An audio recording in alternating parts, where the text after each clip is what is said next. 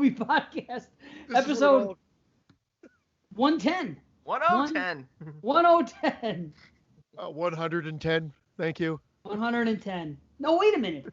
Now it's okay? Well, No. 109 isn't okay, but 110 is good? I'm glad you said 110 because now I won't go hello, hello as my intro anymore. I said as long as you start doing 110 and 111, it's hello, hello every show.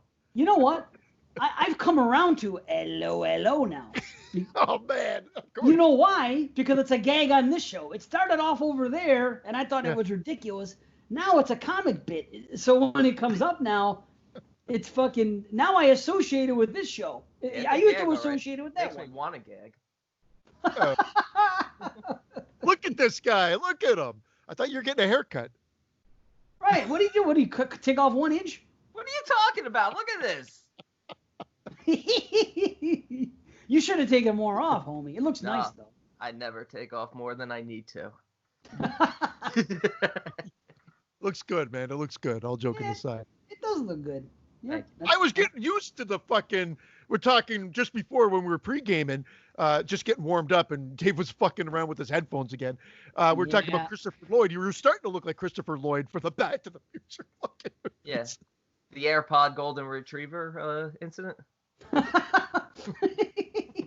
Golden Retriever. Oh, man. Golden Receiver, sorry. 110. Okay. That's 9 episodes now.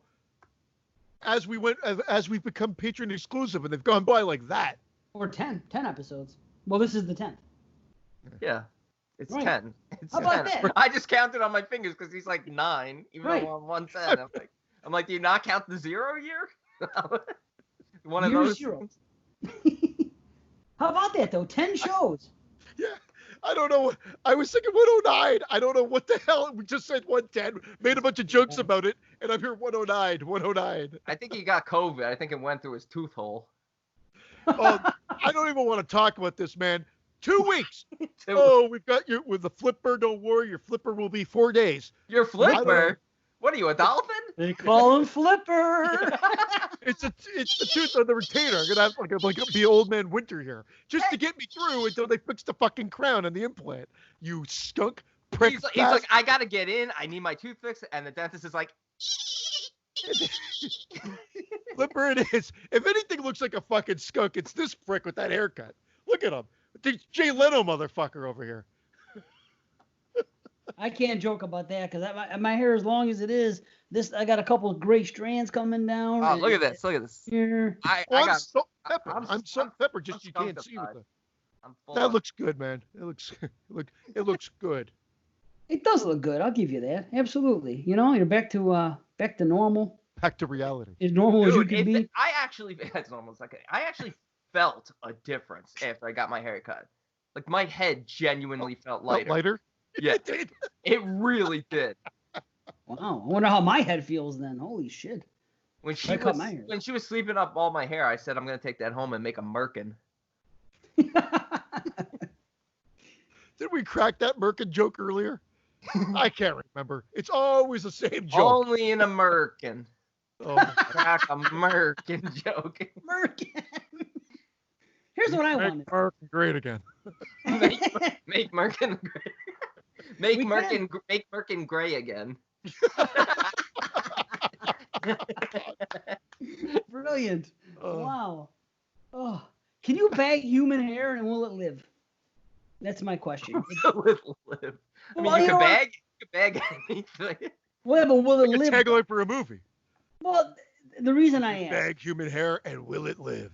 It's just because of the one of the movies we watch where it's Maniac. Oh, I'm not talking about the Maniac scalp. I'm just saying. No, I just thought she said like, where he says Frank makes a comment that the hair is the only part of the body that doesn't die. Doesn't he say that? He does say something like that, doesn't he? That's why I thought That's where you got it from. No, I didn't. I was just because if you were talking about the hair, if you took the hair and put it somewhere, would it just stay good? On your chinny chin? Well, they make wigs out of real hair, so I would think so. Although they probably treat that hair. Well, I asked because when you this is what I was thinking of. I didn't want to get into it, but he needs a new merkin. So get a ball throw going. No, well the thing is, when we had to put Pepita down, one of the things they do when they come over to your house is you have to, people like to take a little bit of your pet's hair and they put it in a little thing, right? So we have this little thing of her hair and it's with her ashes in a box and some other things and it's in the house. And I looked at it only one time just because I was curious, you know what I mean? And I said, let me look at this hair. And I look at it and it looks exactly the same way it did while she was alive. So my question is, I guess obviously the animal hair is intact. It's got to be the same for human, huh? For some reason, I just figured hair would just, I don't know, dissipate somehow if it was cut off a person. I think. You know what? I don't know. I thought Christian was going to be a dick and say, I think we should get into our first review. No, because I was trying to think back to, there's a complaint about, and I don't know how this came to my head, Terminator.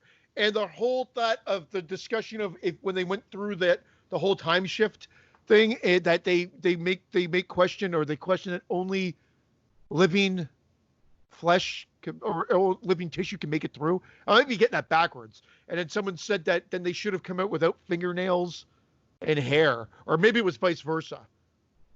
Well, I know fingernails do grow. Vice versa with Judge Reinhold? Yeah. You remember that? Came out the same year as like Father Like Son when they had all those like switcheroo movies. I love those movies. How about 18 Again? Anybody remember that one? Yes, 18 Again. George Burns? Yeah, George Burns. Yeah. It was all at the same time. Yeah. 81. Wow, my dad's 81 now. Maybe. Oh man, if only you could find a way. George Burns. Yeah.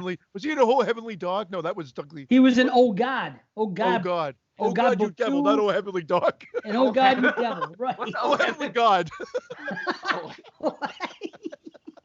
Oh Heavenly Dog. I think Christian just realized he's dyslexic. Right.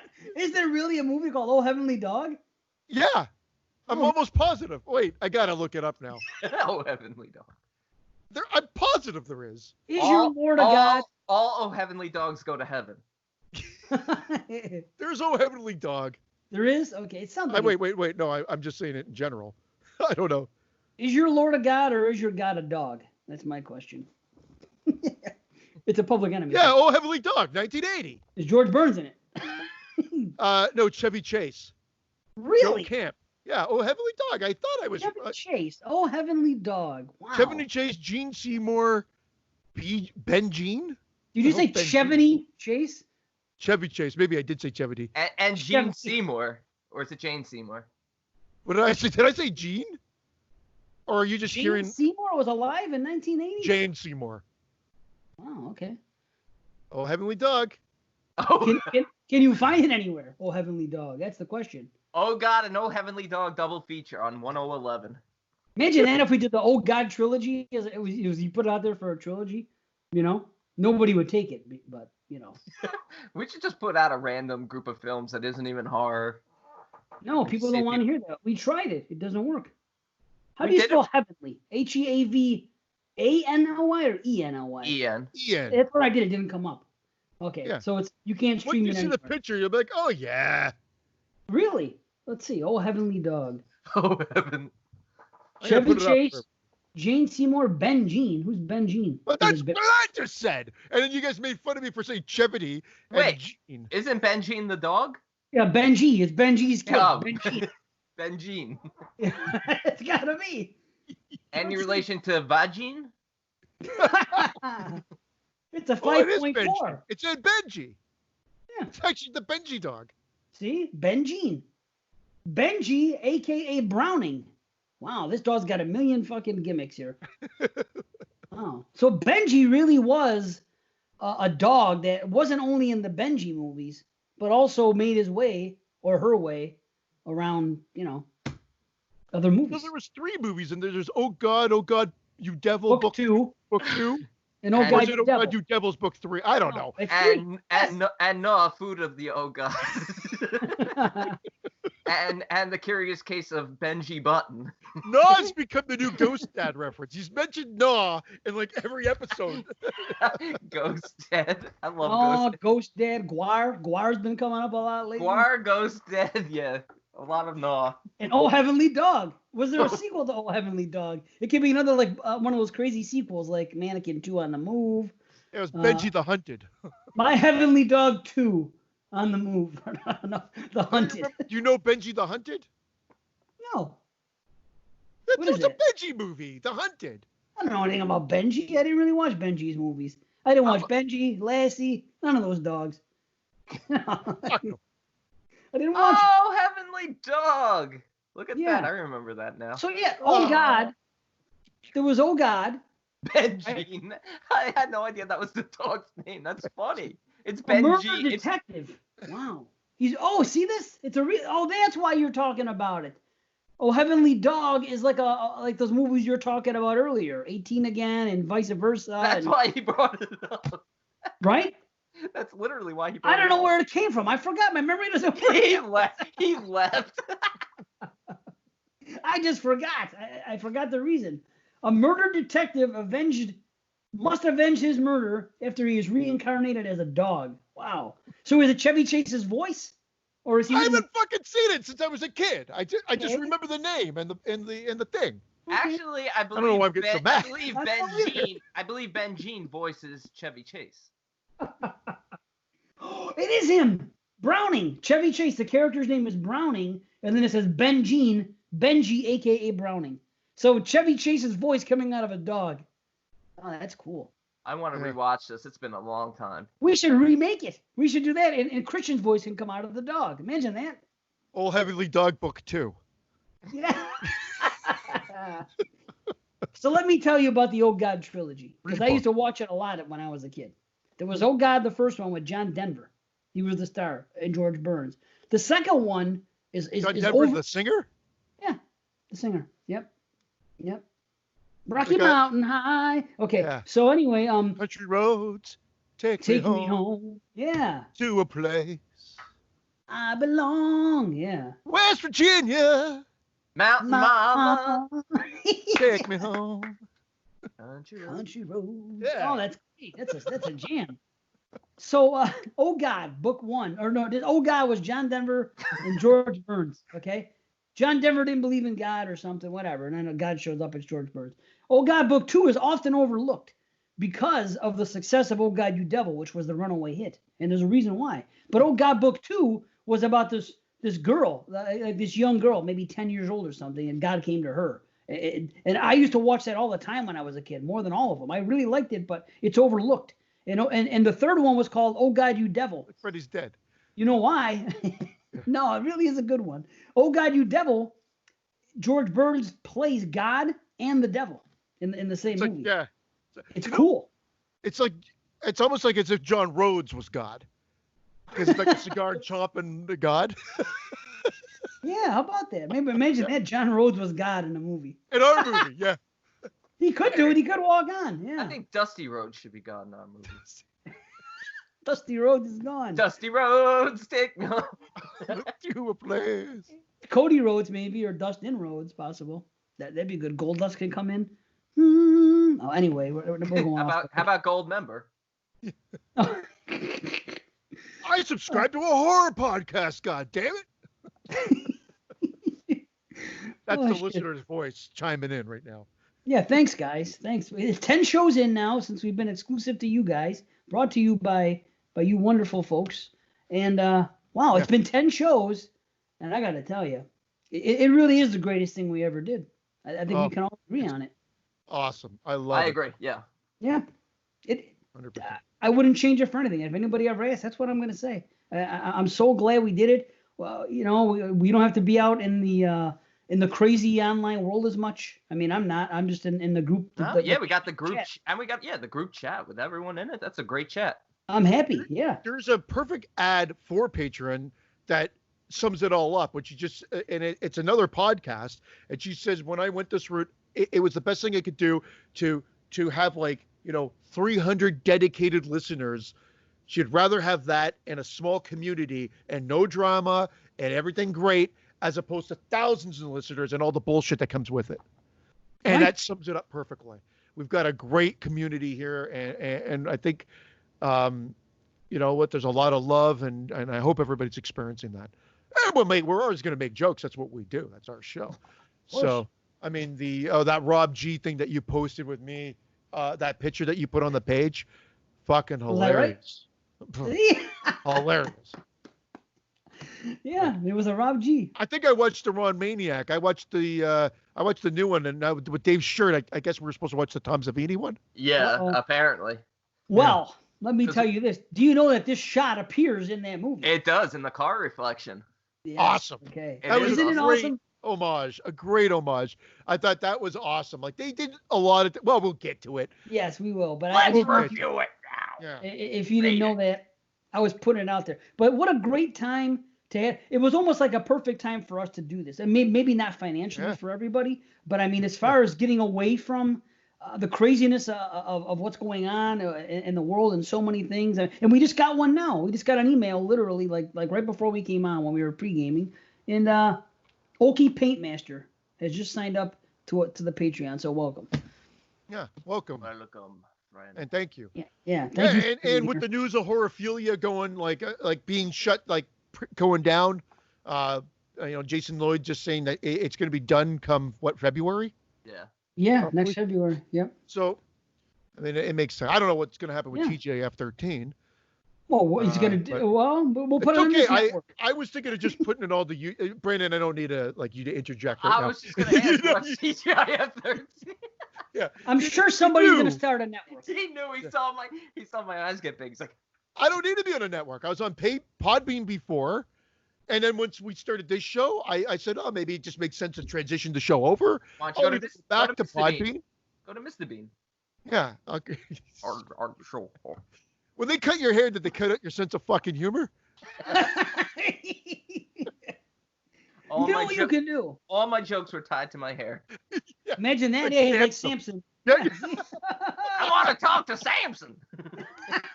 He's Samsonite. That's who this guy is. Samsonite. It was right here on the luggage. See? Oh, shit. So what were we saying? Oh, TGIF. All you got to do is when the time comes, just put up a thing saying, hey, we're not going to be on this network. Follow us here. Or join another network. Because everybody. Show once this year, I think, at least first. Oh, fine. Then do it. Release a show. For you can release one show just as an announcement. Just the two of you bullshitting for 10 minutes. Another clip show? Friday the 13th, this might happen. Another clip show. There's a rumor about a fucking comeback on Blumhouse. Bullshit about the franchise for fucking 15 minutes. Unplug. Say, okay, we'll see you on this network or on this place when the time comes. And that's it. Just put it out there. That's what I would do. Oh. Do it while you got the Horophilia action on there while people are going to be listening. Because when it goes down, everyone's going to be scrambling. These guys are going to try to go to Legion. These guys are going to try to create their own network. Something else is going to happen. And hopefully half the shows will just fucking retire. And then, I'm not scrambling, and that was it. Like, I mean, I guess Vince and I have to look at it and say, are we happy with what we've done, or do we want to keep going? At the rate we're going, if we had to put out 2 shows a year, I think we could continue the show. Why not? I would like to have it a little bit more consistent. Of course. Why wouldn't you? Sure. Do it. But it really is the perfect time to be in the position we're in because the internet's going crazy right now. Everything's fucking a mess.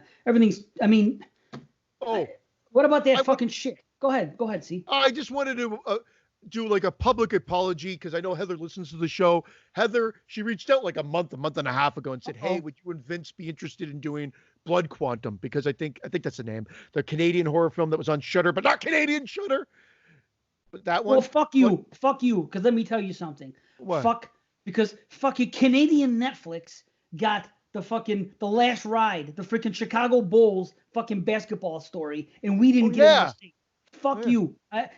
You deserve to fucking get ripped off. Because what the fuck? Why should Canada get the Chicago Bulls story and I can't fucking get it here? Because we had it on ESPN. That's why. Well, who gives a fuck? I don't have ESPN. I have Netflix.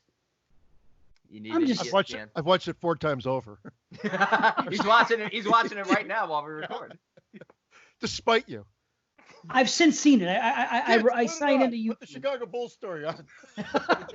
I got it on YouTube. I signed up for the free trial for a week, and I fucking went through it, and it was amazing. But I was like, how the fuck does Canada have it and we don't? This is a fucking. We'll play it so you can hear it through my microphone. Imagine if they had the story of fucking the Edmonton Oilers.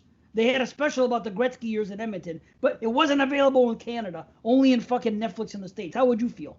Okay, it would be stupid. Just and again, it's not the exact same thing, but I think Blood Quantum and me saying a Canadian horror film not being shown on Shudder seems weird. Maybe it's all about the distribution and how they arranged it and whatever. It just seemed weird to me. However, the apology is to Heather because we said maybe in like 2 weeks, 3 weeks we'll do it. I still have not watched it. I'm almost positive Vince hasn't watched it, and we have not recorded it. So Heather, I'm sorry, but that's me. I'm not. I would like to lie and say that I'd always be like, yeah, let's do it, and we're gonna get it done. But no, a lot of times I'll say, yep, interested, and then shit goes on. So I apologize. Let's make it up to Heather. Let's make it up to her by telling her that she could be the winner of the date with Brandon. Ooh, nice. We could maybe do that, but then again, is that the prize? I don't want to be. I don't want to be unfair. She likes that, actually. Yeah. I don't want to be unfair to anyone else listening. This is the last call. If anybody wants to go on a date with Brandon, let us know at the end of before show. Well, 111 is your fucking deadline. But what we'll do is here's what we'll do. We'll give Heather 2 numbers in the pot. It's going to be drawn out of a hat. Heather can get 2 because of everything that's happened with you, and just to be nice, and everyone else just gets 1. And whoever gets drawn out of the lucky hat gets the date with me. The lucky hat. And then Lucky's going to draw it. If Heather wins, she goes out with Brandon, and then Scott can come along and he can play with Brandon's hair. Get like the bag of hair that he took and just, make a little different molds on his head with it and whatever. He was interested in that too, I think. You should have given the merkin to Scott. He could have been jerking your merkin, What the hell? God, anyway, Heather, one time we'll do something, even if it's not this movie. Plus, Vince and I were very worried that we weren't going to be socially conscious and we were going to say things that were very inappropriate while talking about that movie. She was thinking, it's a good Canadian. It has its roots in Canada and we've got to talk about it. And Vince and I were texting back and forth going, okay, yeah, good. We'll get into it. But he goes, but are we going to be okay with this? Because our show, no differently than this show, we kind of just throw the jokes out there. They're not always the most appropriate. They're not the most socially conscious. Yeah. But in this environment, you got to kind of worry because now everything, you can't be called the Dixie fucking chicks anymore. You're done, right? You're right. How about that shit with Split? You see what they're doing? Yeah. Did you hear this? I saw a post. I didn't read the post. I just saw what it is? The tagline, and I'm like, I don't even know if I want to read it. I got a text, and basically it's this. Because the guy in Split, he has DID, dissociative identity disorder. He has that. They're trying to take it down. That they want to petition that because it casts a bad image of people with that. So what? I told you. Problem. We're going to remake that, except all the personalities are going to be horrible racial stereotypes. So it'll be like a white guy, but then one of his split personalities is like a black guy, a Mexican, an Italian guy. Yes, you're right. A Chinese. Yeah. Oh, of course, that joke. Well, everybody. We said Italian. Everybody Italian too. Hey, what's the matter, you motherfucker, you? Oh, now there you go. That could be, not would be for me, but that could be a legitimate thing that would be offensive. If they all did that and they all talked in different this guy, he talked like he was a ghetto fucking black slang, and this guy talked like fucking Yiddish Jewish slang and whatever, and everyone did their thing, and it was awesome. But that I could see being considered offensive. I could see it. Would I be offended? No, I'd find humor in it. But I could understand a petition to remove that. But someone trying to remove the Split is like me and you, Christian, saying, well, let's get rid of The Sopranos and The Godfather and Goodfellas because that paints fucking Italians in a negative light. Hey, everybody's Mr. Mafia. Just like a movie we'll talk about we're all tonight. mafia. We're all mafioso. Beautiful scene. That scene is amazing. It is a great scene. Yeah. It's true, though. I mean, like, that, it drives me crazy. We're talking about Gone with the Wind. Nuts. Like, a couple episodes. It's, like, where does it end? Like, you fucking crazy? I mean, there's being sensitive and there's just reality. I mean, come on. This is the focus. Instead of everything else becoming a big bleached asshole. I make a joke, but it's true. Everything has to be sanitized. Squeaky, squeaky, tongue-in-cheek. And ghosts are assholes. It doesn't matter what happened to a ghost before they died. They all usually end up being assholes, and it doesn't mean that. Because I was listening to Heather and Scott, and Heather says that she doesn't like the Bailey. Get out of here. She doesn't like the. Sorry, we have the cat stuff down here now, right? The cat's room is down here now. Of course, this fucking dog who would eat everything in God's universe if she could, because she knows the food is down here, is coming down the stairs eating the cat food, and of course getting sick. Yeah. So anyway, that's why that happened. Dogs love that. I'm eating anything that gets in my way. Oh, she would eat a baby's ass through a park bench if she could. A baby's ass through a park bench. Wait, is this some sort of like thing that we should know about, like cock of the walk? I've never heard that expression used ever. You've never heard baby's ass through a park bench? No, that's actually a line from one of my very favorite movies, Neighbors, with Belushi and Aykroyd. Okay. So anyway, that's just why that came from. But anyway, Heather, who I love and adore, and she may not agree with what I'm gonna say. She said something about how she doesn't like the movies that take place in an asylum, because the ghosts come out and they kill, and there's all this other stuff, and it's because it portrays people with mental disorders as being killers and this and that, and most people that have mental disorders are less likely to be killers. They're mostly afraid, and I get that. But keep this in mind. And I was gonna message it to her and I forgot, but since it's on my mind now, in those movies, usually when they're gonna episode. Sorry. It's the Heather-sode, yes. So now, when you watch those asylum movies that take place in the asylum, silent movies. In most cases, Thailand. Thailand asylum? What? Silent. Silent asylum. Oh, sorry. The movies that take place in asylums, usually what they end up saying is that those inmates were mistreated. Isn't that usually whether all this happened, they shocked them, they did this, they did all this shit? Not every single one, but in most cases, the inmates were mistreated. So that would pretty much give them a reason to be fucking pissed off ghosts. They're rubbing their feet on the carpet and they're going up to each other and touching each other. Oh, you shocked me. Quit shocking me. But don't you think I have a point there? Isn't that usually the motif in those things? That they were mistreated? No, he's right. Neglected? He's right. You're right. It's usually the asylum was run by a crazy doctor, mistreated by nurses. It's run down. It's dirty. It's always that the patients are mistreated in those films. Yeah. So and getting back to ghosts aren't going to be allowed to wear white sheets anymore because it's got a connotation with the KKK. So you're right. They're going to wear gray sheets, and they're going to be called gray ghosts, but now they're going to have a bunch of Weimaraners running around. No, they're going to have rainbow things, and they're going to be called gay ghosts. No, that would be offensive, too. They love it. They'll assume that you want all gay people dead. Oh, that's true. You're right. You got to think of every avenue here. Yeah. You're right. This is true. So basically, we can just make movies when anybody that's a bad guy, I guess they're going to have to be multi everything. They're going to have to be bisexual, so they're not gay or straight. They're going to have to be like a mixed child, like my daughter. They could be a total mutt. They may as well be fucking, black, white, fucking Chinese, Lebanese, every fucking thing you can think of. Lebanese. All you have to say is, in the description of our movie, you just say a social commentary, and everything's forgiven. Oh. That's the secret. You can be as racist and hateful as you want, as long as you say it's a social commentary. That's the way out. Wow. No one's learned this yet. It's simple. Now, what's the way out of this conversation? What's the way out of this conversation? Because just what? A social commentary. I'm not saying we want to be racist, but I'm saying that's the scapegoat of anything. That's the secret now. It's like, hey, you're ugly. No offense. I mean, you already said the offensive part. Right. Why not just say that? So then what I've noticed on social media is that to do things that are like that are kind of out of the norm, they always put a social commentary, as if we're going to document this. But really, at the end of the day, I think it's just as bad. Can I break up all this serious talk with a dad joke? Yeah, of course that I heard that's really funny. Do it. The Flintstones. What's the difference between people in Dubai and Abu Dhabi when it comes to the Flintstones? Dubai and Abu Dhabi? Abu Dhabi. Whatever the fuck. I don't know either place, so I don't know. I don't know. The people in Dubai do not like the Flintstones, and the people in Abu Dhabi do.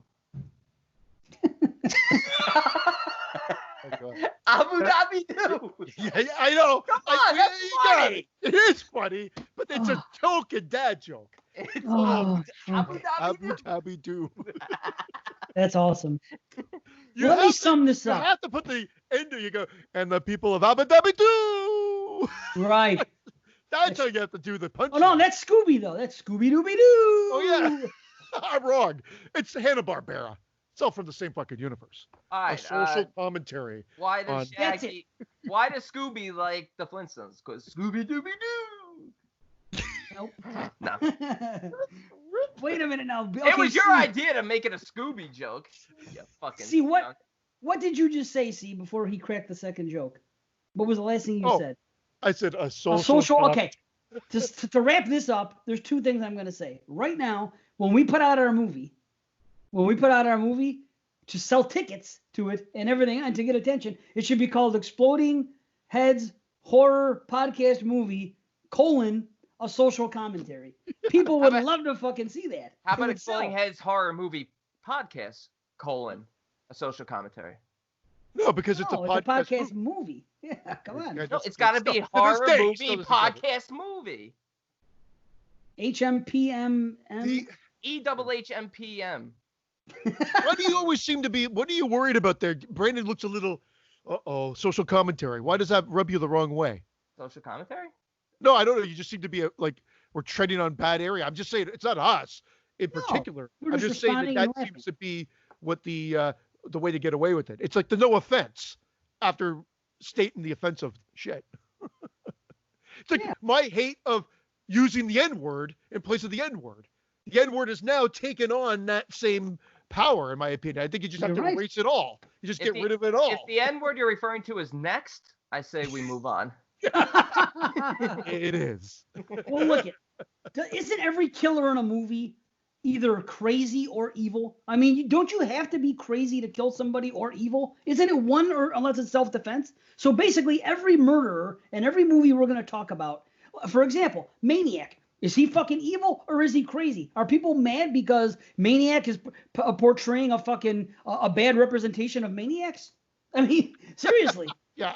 That's what every killer in a movie is. Jason Voorhees. Are people coming out saying Jason Voorhees was what do you call it? He was mentally Mongoloid. slow, whatever the fuck. Now you're making Jason. Now this is painting a fucking negative light on people that are mentally challenged. Dude, let's be honest though. All this social commentary, all this negativity towards horror movies existed long before this latest movement. This latest movement of people changing their band names and this and that is just beyond absurd. But the horror movie community has always been criticized for stuff like this, and it endures.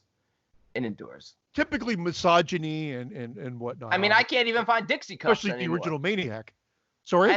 I can't even find Dixie Just cups try to anymore. get Dixie cups. I can't. I'm like, where are the cups? They're like, what kind? I'm like, you know, You start can't like whistling say the it. tune. I'm not allowed to whistle, Dix. It's easy as whistling Dixie, right? Isn't that an expression? Can't say that anymore. A girl's Really? only allowed to suck This is one news dick. to me. She can't suck I'm multiple kidding. Dixies I'm joking. anymore. You could probably say that, Oh. but it's gotta. You probably have to edit it out of every Looney Tunes.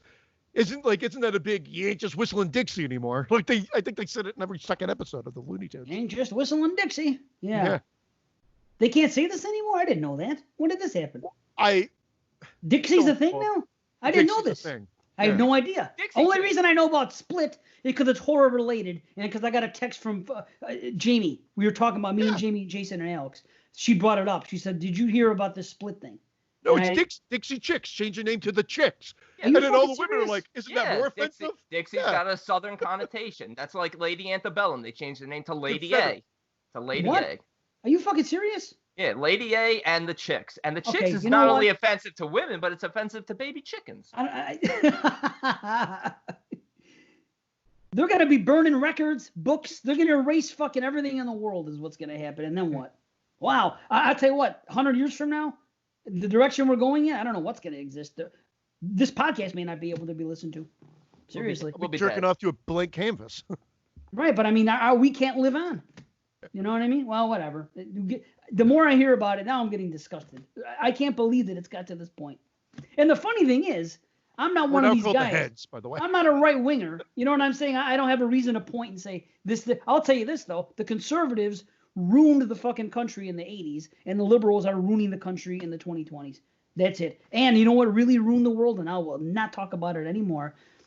After 9/11, CNN and 24-hour news channels fucked up the world, and that's why it's in the shape it's in. It's media. If we just sat and watched the 6 o'clock and the 11 o'clock local news, none of this shit would be happening now. So you can blame your fucking news. Yeah, but I actually take it to the hard copies. Those tabloid news shows. I think that's the start of it. 24-hour news, you're probably right, because they always had to have a scoop. They had to have a story. They had to keep people watching. But I think hard copy was really the downfall of that, and shows of that ilk. And then social media, of course, and how you can post whatever you want and Leslie Vernon. And Leslie Vernon. It was all, the rise and fall, Yeah, the rise and fall. Well, that's good. At least it's something. As Brendan says, next. Yes. Ratings. I can't even play soccer anymore because I used to be a right wing, but now people are cursing at me. You right wing fucking bastard. That'd be a good hockey joke for Canada. We have a wing store like 5 minutes from here called Right Wingers. I'm like, I'm surprised they went with that name. I'm actually surprised they went with that name. I figured you screwed yourself with half your clientele. It should be called Center. Did you say right? White Ringers? Yeah, White Ringers. White Ringers. Now, that's offensive. That's offensive to colored people who do laundry. Why is it when he gets his hair cut, his face? Oh, there it is. I was going to say his face is a normal. There's no white glow from it. Suddenly he clicks one button. It's like. Hey, are the social justice warriors done yet? I just realized. Fuck them.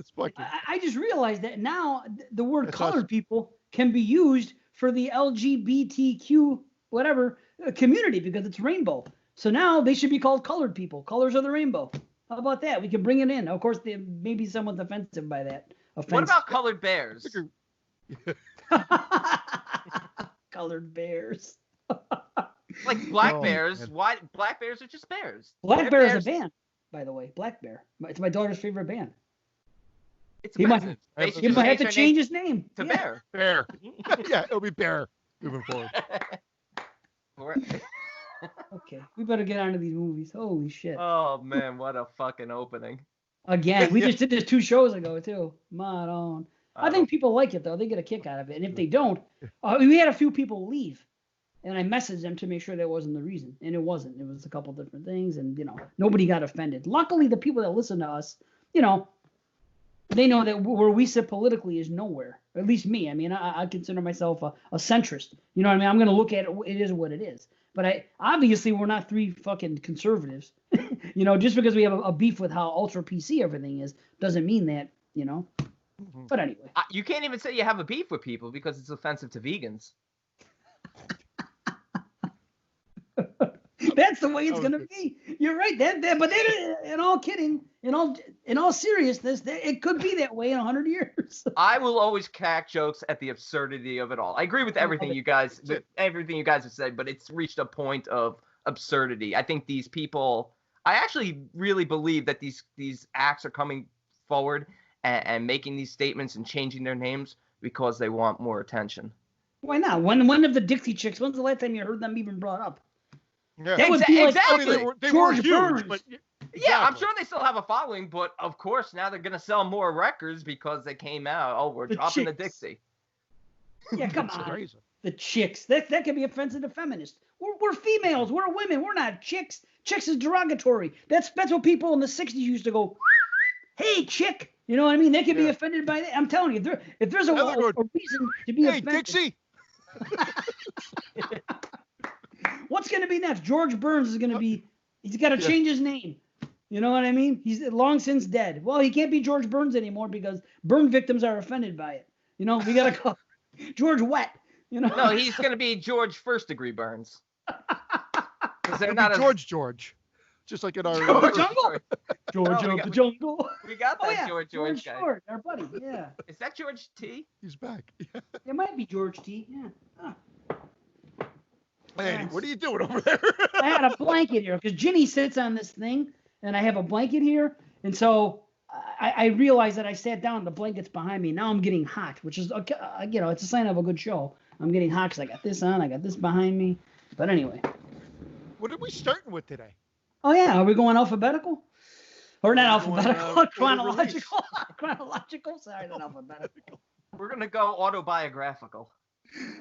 So I'll announce what the shows are for episode 110. Maniac remake, by the way, from Jonathan. The Innkeepers from John Rhodes, a.k.a. George Burns.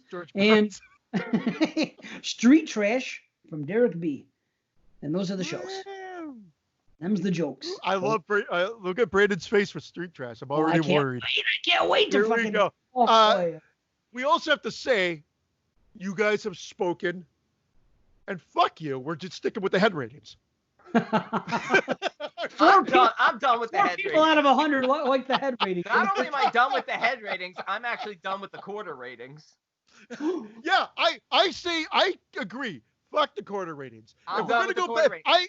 If I say we're going, well, if I say it, like I haven't fucking say, I'm a fucking Canadian. If I say, what I say, Canadian Trump. No, I will. The crump. I'll go back to numbers. I have no problem with that. I respect that. I understand it. But yeah, I think we've introduced too many fucking variables. Just 7, 7.5, 8, 8.5, 9, 9.5. Have I given you enough examples? It could be 2, 2.5. 2, 2.5. The bottom line is this: if you're stuck at a quarter rating, just decide by the end of your at the end of the review, go one way or the other, go down or go up. Go So down no more or go 6.75. Oh, that's the sad part. How about 6.75 is the only one allowed? Exactly. Just because. I like just out of respect. Just like 8 out of 5 is still around. You know what I mean?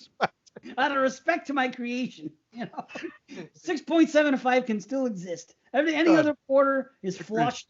Now, are we gonna go with both? Are we gonna go fucking a number and head at the same token? I'll do it for shits and giggles, and okay. I'm okay. Are we still? And again, I don't even care about the year-end show spoilers. Who gives a shit? Especially this year. What are you talking about? We haven't really been doing any new movies anyway.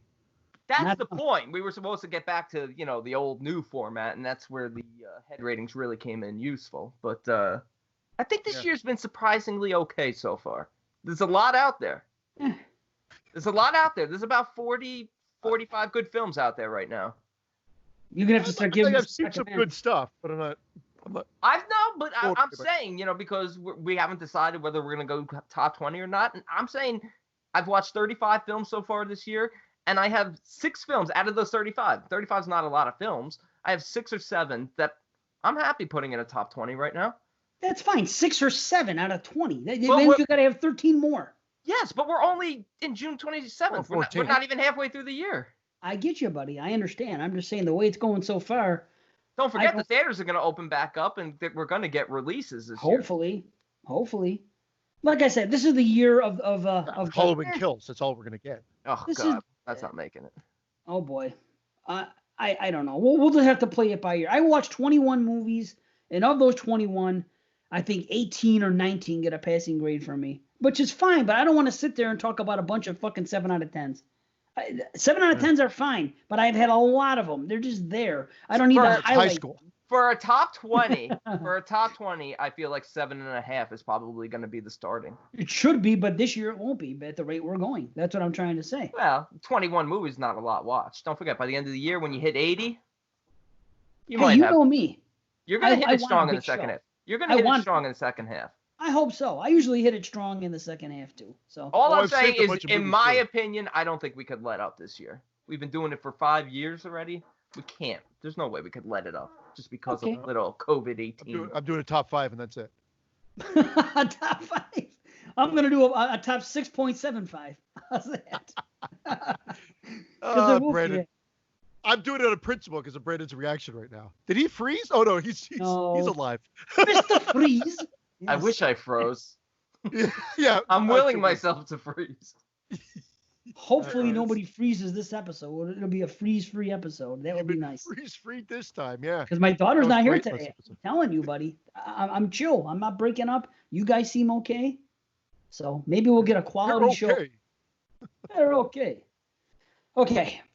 So I guess we should get into these movies before we're old and gray. Yeah. Fucking go. All right. Let's start with Tree. Let's try that Tree again. what? Tree trash. Tree trash? Tree trash. Let's start with tree trash. That is offensive to all the landscapers out there. It's like calling a mechanic a grease monkey. That's what you call landscapers, tree trash. Grease monkeys, fucking tree trash over here. All right, Street Trash from 1987, directed by James Moreau. A liquor store owner sells alcoholic beverages to homeless people unaware of what the bottles actually contain. Toxic brew. And that's it. There's really no plot to this movie. There's no plot. It's like a week in the life of, and I kind of like it for that. Yeah, there's a soft plot, with our main Bronson being a Vietnam vet who's gone crazy and is trying to kill our favorite hobo.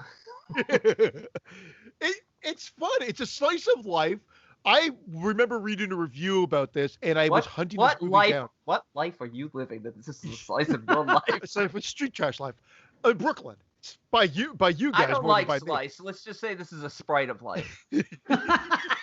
It's a slice of life is it's offensive to Sprite drinkers. I'm going a whole different thing. I'm going to the cola route. But I saw a review of this, and the guy highly praised it. I'm like, I got to track this movie down.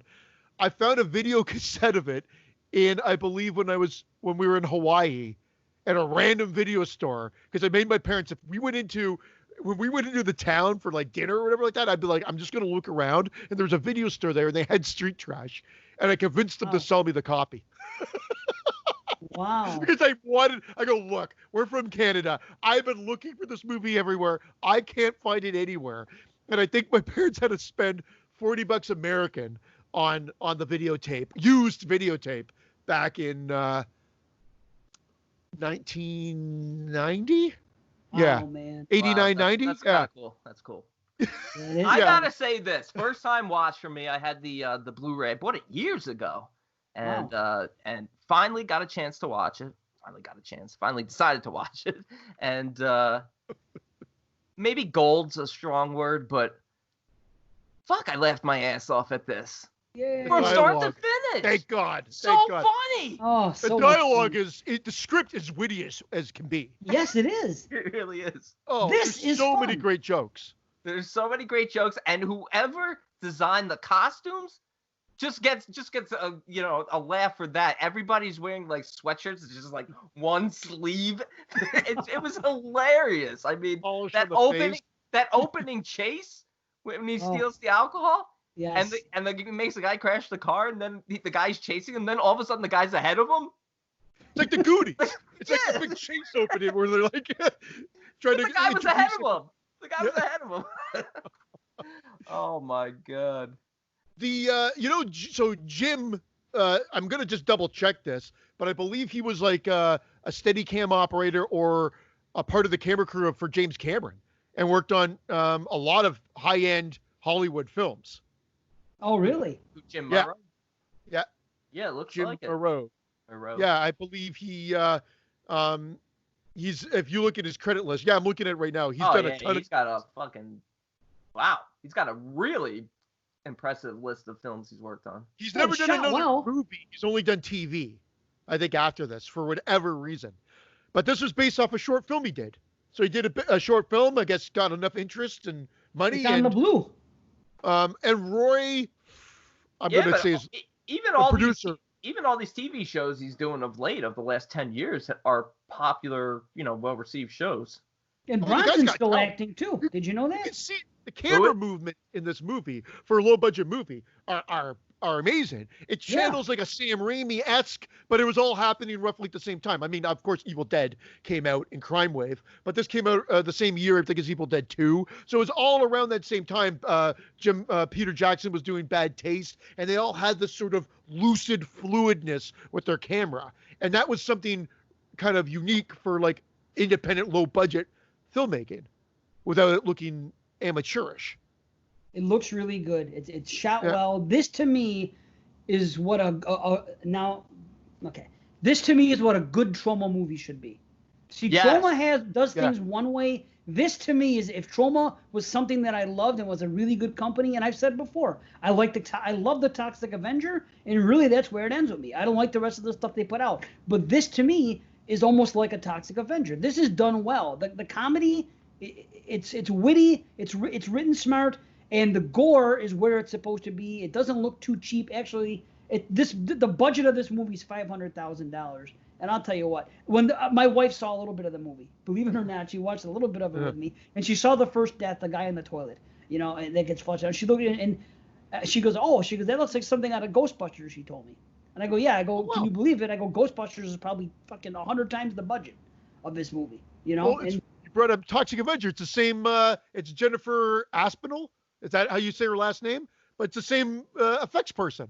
She did the effects for Street Trash. And then the one part looked just like it when the second guy who was the best character in the movie, too bad he only we only get 5 minutes with him, but when he goes up there to the top of that stoop and he starts drinking and the stuff falls into that one guy's eye with the suit, and the way he was bubbling, that was just, the effects there were just Melvin's on fire. Melvin's on fire. Yes. I got my own condominium.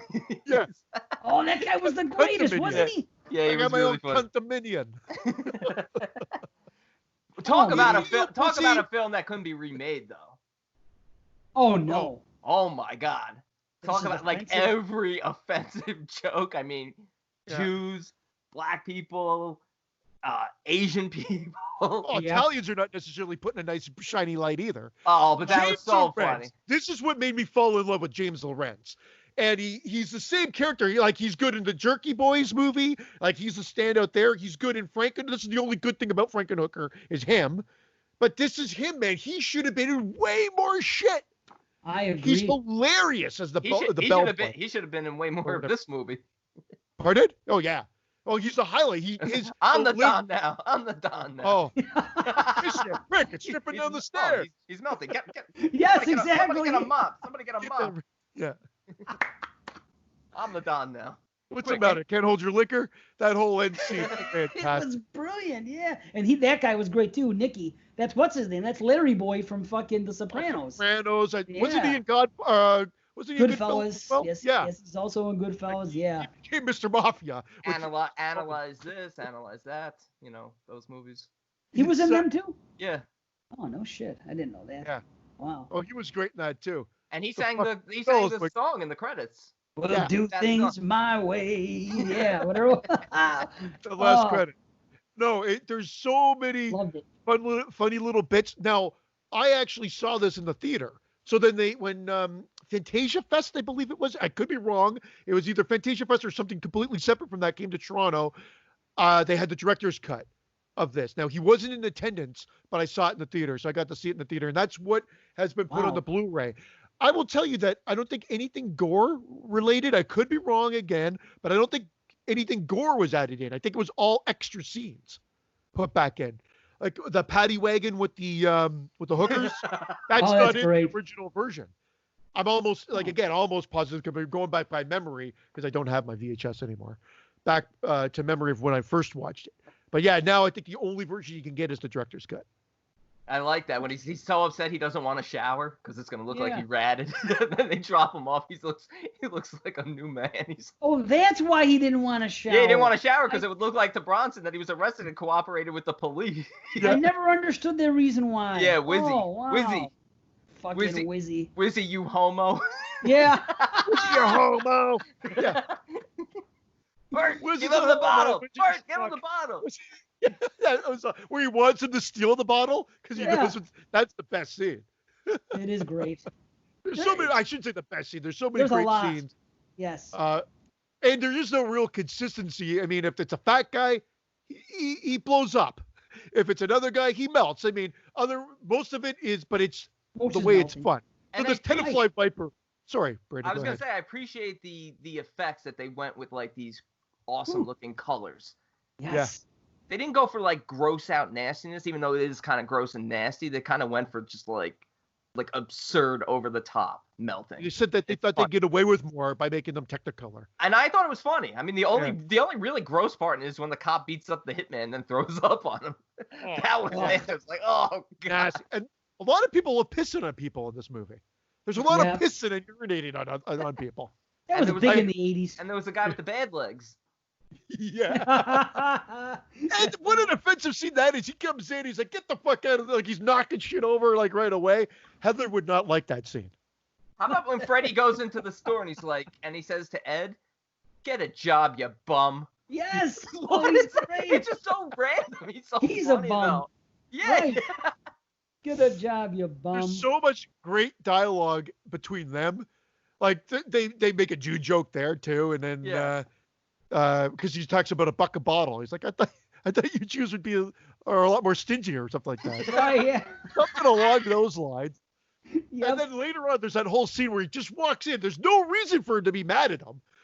He's like, he had a bad fuck you, Ed. Here's my $1. Give me a bottle of booze. Suck my dick. Yep. Here's your booze. Suck your own dick, you prick. Or you skunk or something. I think he says you.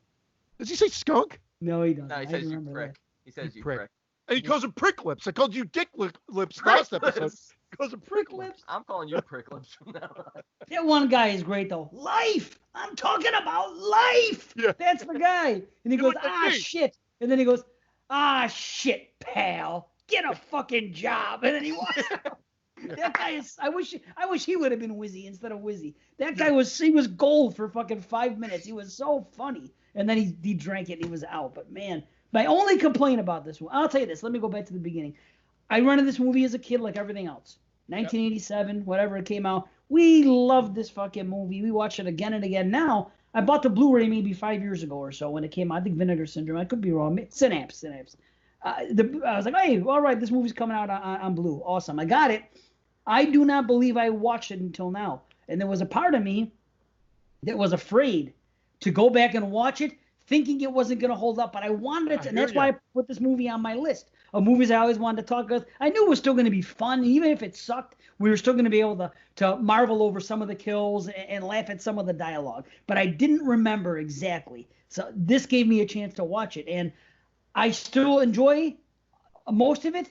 My only thing is, there is like a 45-minute lull in the movie where it's just mostly about the drama between Bronson and the cops, and there's no kills. And then all of a sudden, there's like, it's weird, yeah. There's like 15 minutes of fucking like 3 or 4 kills. And I don't know why it all happened. I wish they just would have had a kill, the old formula. Have a kill every 10 minutes or something. Because there was like 5, 6, 7 kills in the movie. It's just that they had the one in the beginning, the first guy with the toilet. Then you had the fat guy that blew up later. And then you just had, everything was like spaced out. I agree. It should have been, right? They didn't place them in the right spot. And they easily could have. Yeah, they should have had Bronson kill more people. Yeah, he goes bad. But I mean, think what happened is the director's cut inserted more scenes to lengthen that part as well. And so the flow, it was always very lucid. I keep using the term lucid because it's really just, it just sort of goes into its own direction. You follow Bert one time as he goes to steal all the food. That scene's great. That's disgusting when the chicken's falling out the bottom. Yeah, it's a classic scene though, man. It's so gross though. But it's I've already paid for it. Yeah, he pulls out. This is all dog food. It's not my fault that your person doesn't know between chicken and dog food. He was great. Oh, that was so funny. And there you go.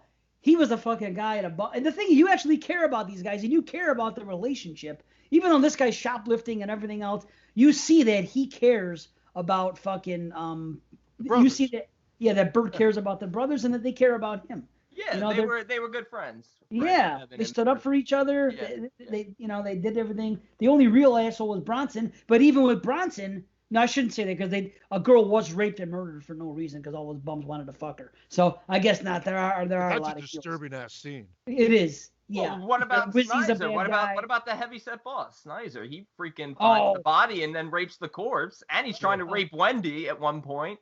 Yes. Yet that scene is kind of funny when he falls asleep on top of her and she's biting him. You think he fell asleep? That was. He was playing with her. He was playing with her. That whole scene when they're on the chair in the that was added in too. I guarantee really? Because all the scenes that I like the paddy wagon, because I'd watched this religiously back in the day, and I'm like that, and then only saw the director's cut in the theater. So then this is my first time seeing it. Kind of the same thing, Dave, because I saw that director's cut back in the 2000s, early 2000s. And it might have been 99, 2000, something along those lines is when it got released. And I don't think I've watched it maybe once since, maybe, but in the same sort of feeling that you had, like, I don't want to ruin my memory of it so much. Right. Is it still going to hold up? And is it, and it was fun. And like I said, aside from that downtime, I had fun with the dialogue is great. It really is. There are fucking wisecracks and one-liners coming throughout this whole movie. You know, and it looks good. This is what I was saying a couple shows ago. Back a pint. There's so much. I mean, we could sit here and just do lines for a fucking. Oh, not do lines. Excuse me, not cocaine. We could sit here and quote lines for an hour. There was just one after another. The dialogue is so much fun. And yes, it's gross out melt stuff, but good gore. When that guy blows up, holy fuck. It's like an exploding head scene in a movie. It's fucking great. Oh, it's a showstopper, as is the first one too. Tanks, or the tank, when the tank gets released and shoots just decapitates him. Oh, like, Bronson? Down like here, takes off like his neck. Gives him a V-neck. Yeah. Amazing. You know who stole that? Freddy vs. Jason. Yeah. They took that kill. That decapitation was beautifully filmed and beautifully edited.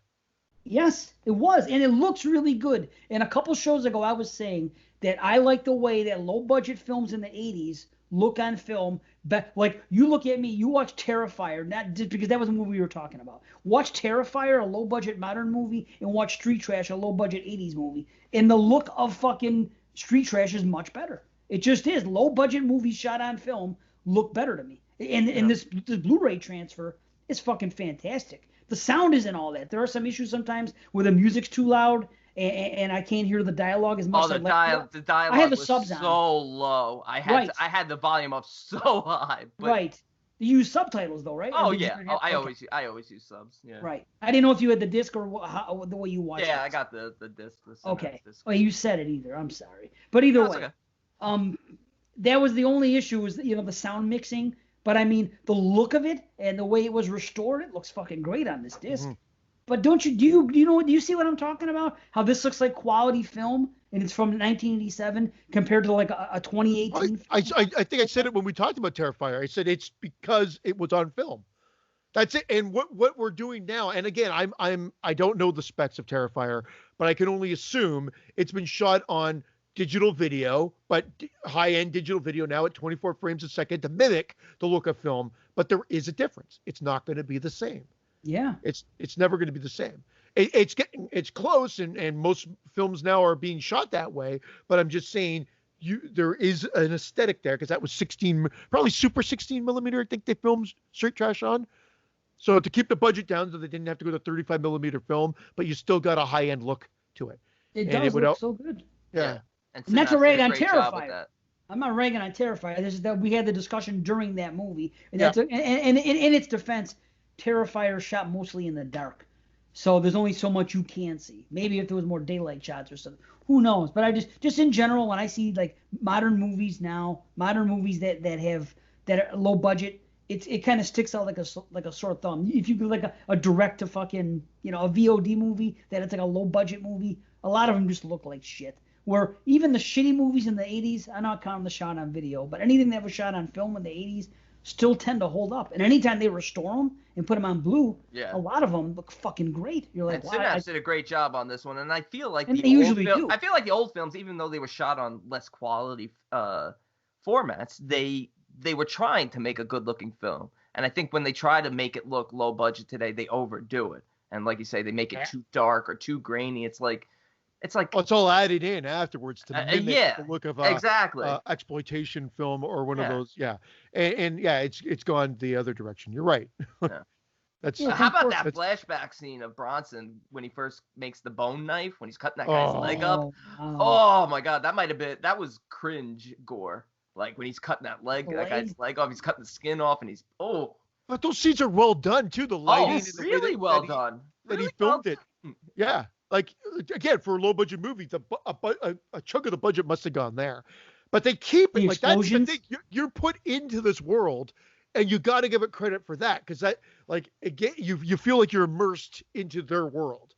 That's why I say slice of life earlier. Yeah. Like you're put into that. Not anything I'm familiar with, but we're put in there and it works. Sometimes it doesn't. Sometimes they try to put you in here, but everything looks phony. But they chose the set, the junkyard and whatever looks cool. Like for a set for no, the it movie.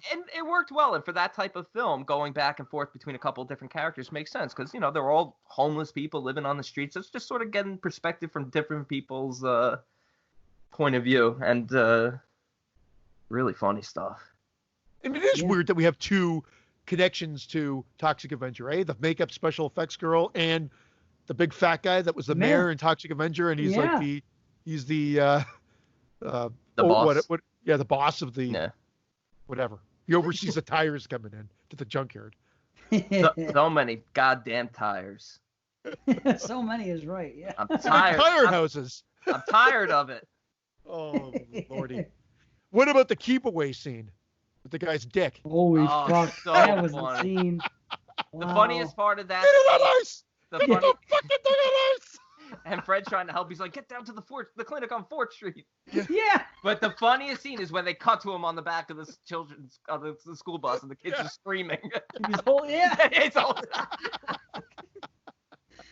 Oh, that dick scene was infamous when we were kids. That was the fucking shit. And the one guy punts it. Oh, that's fucking great.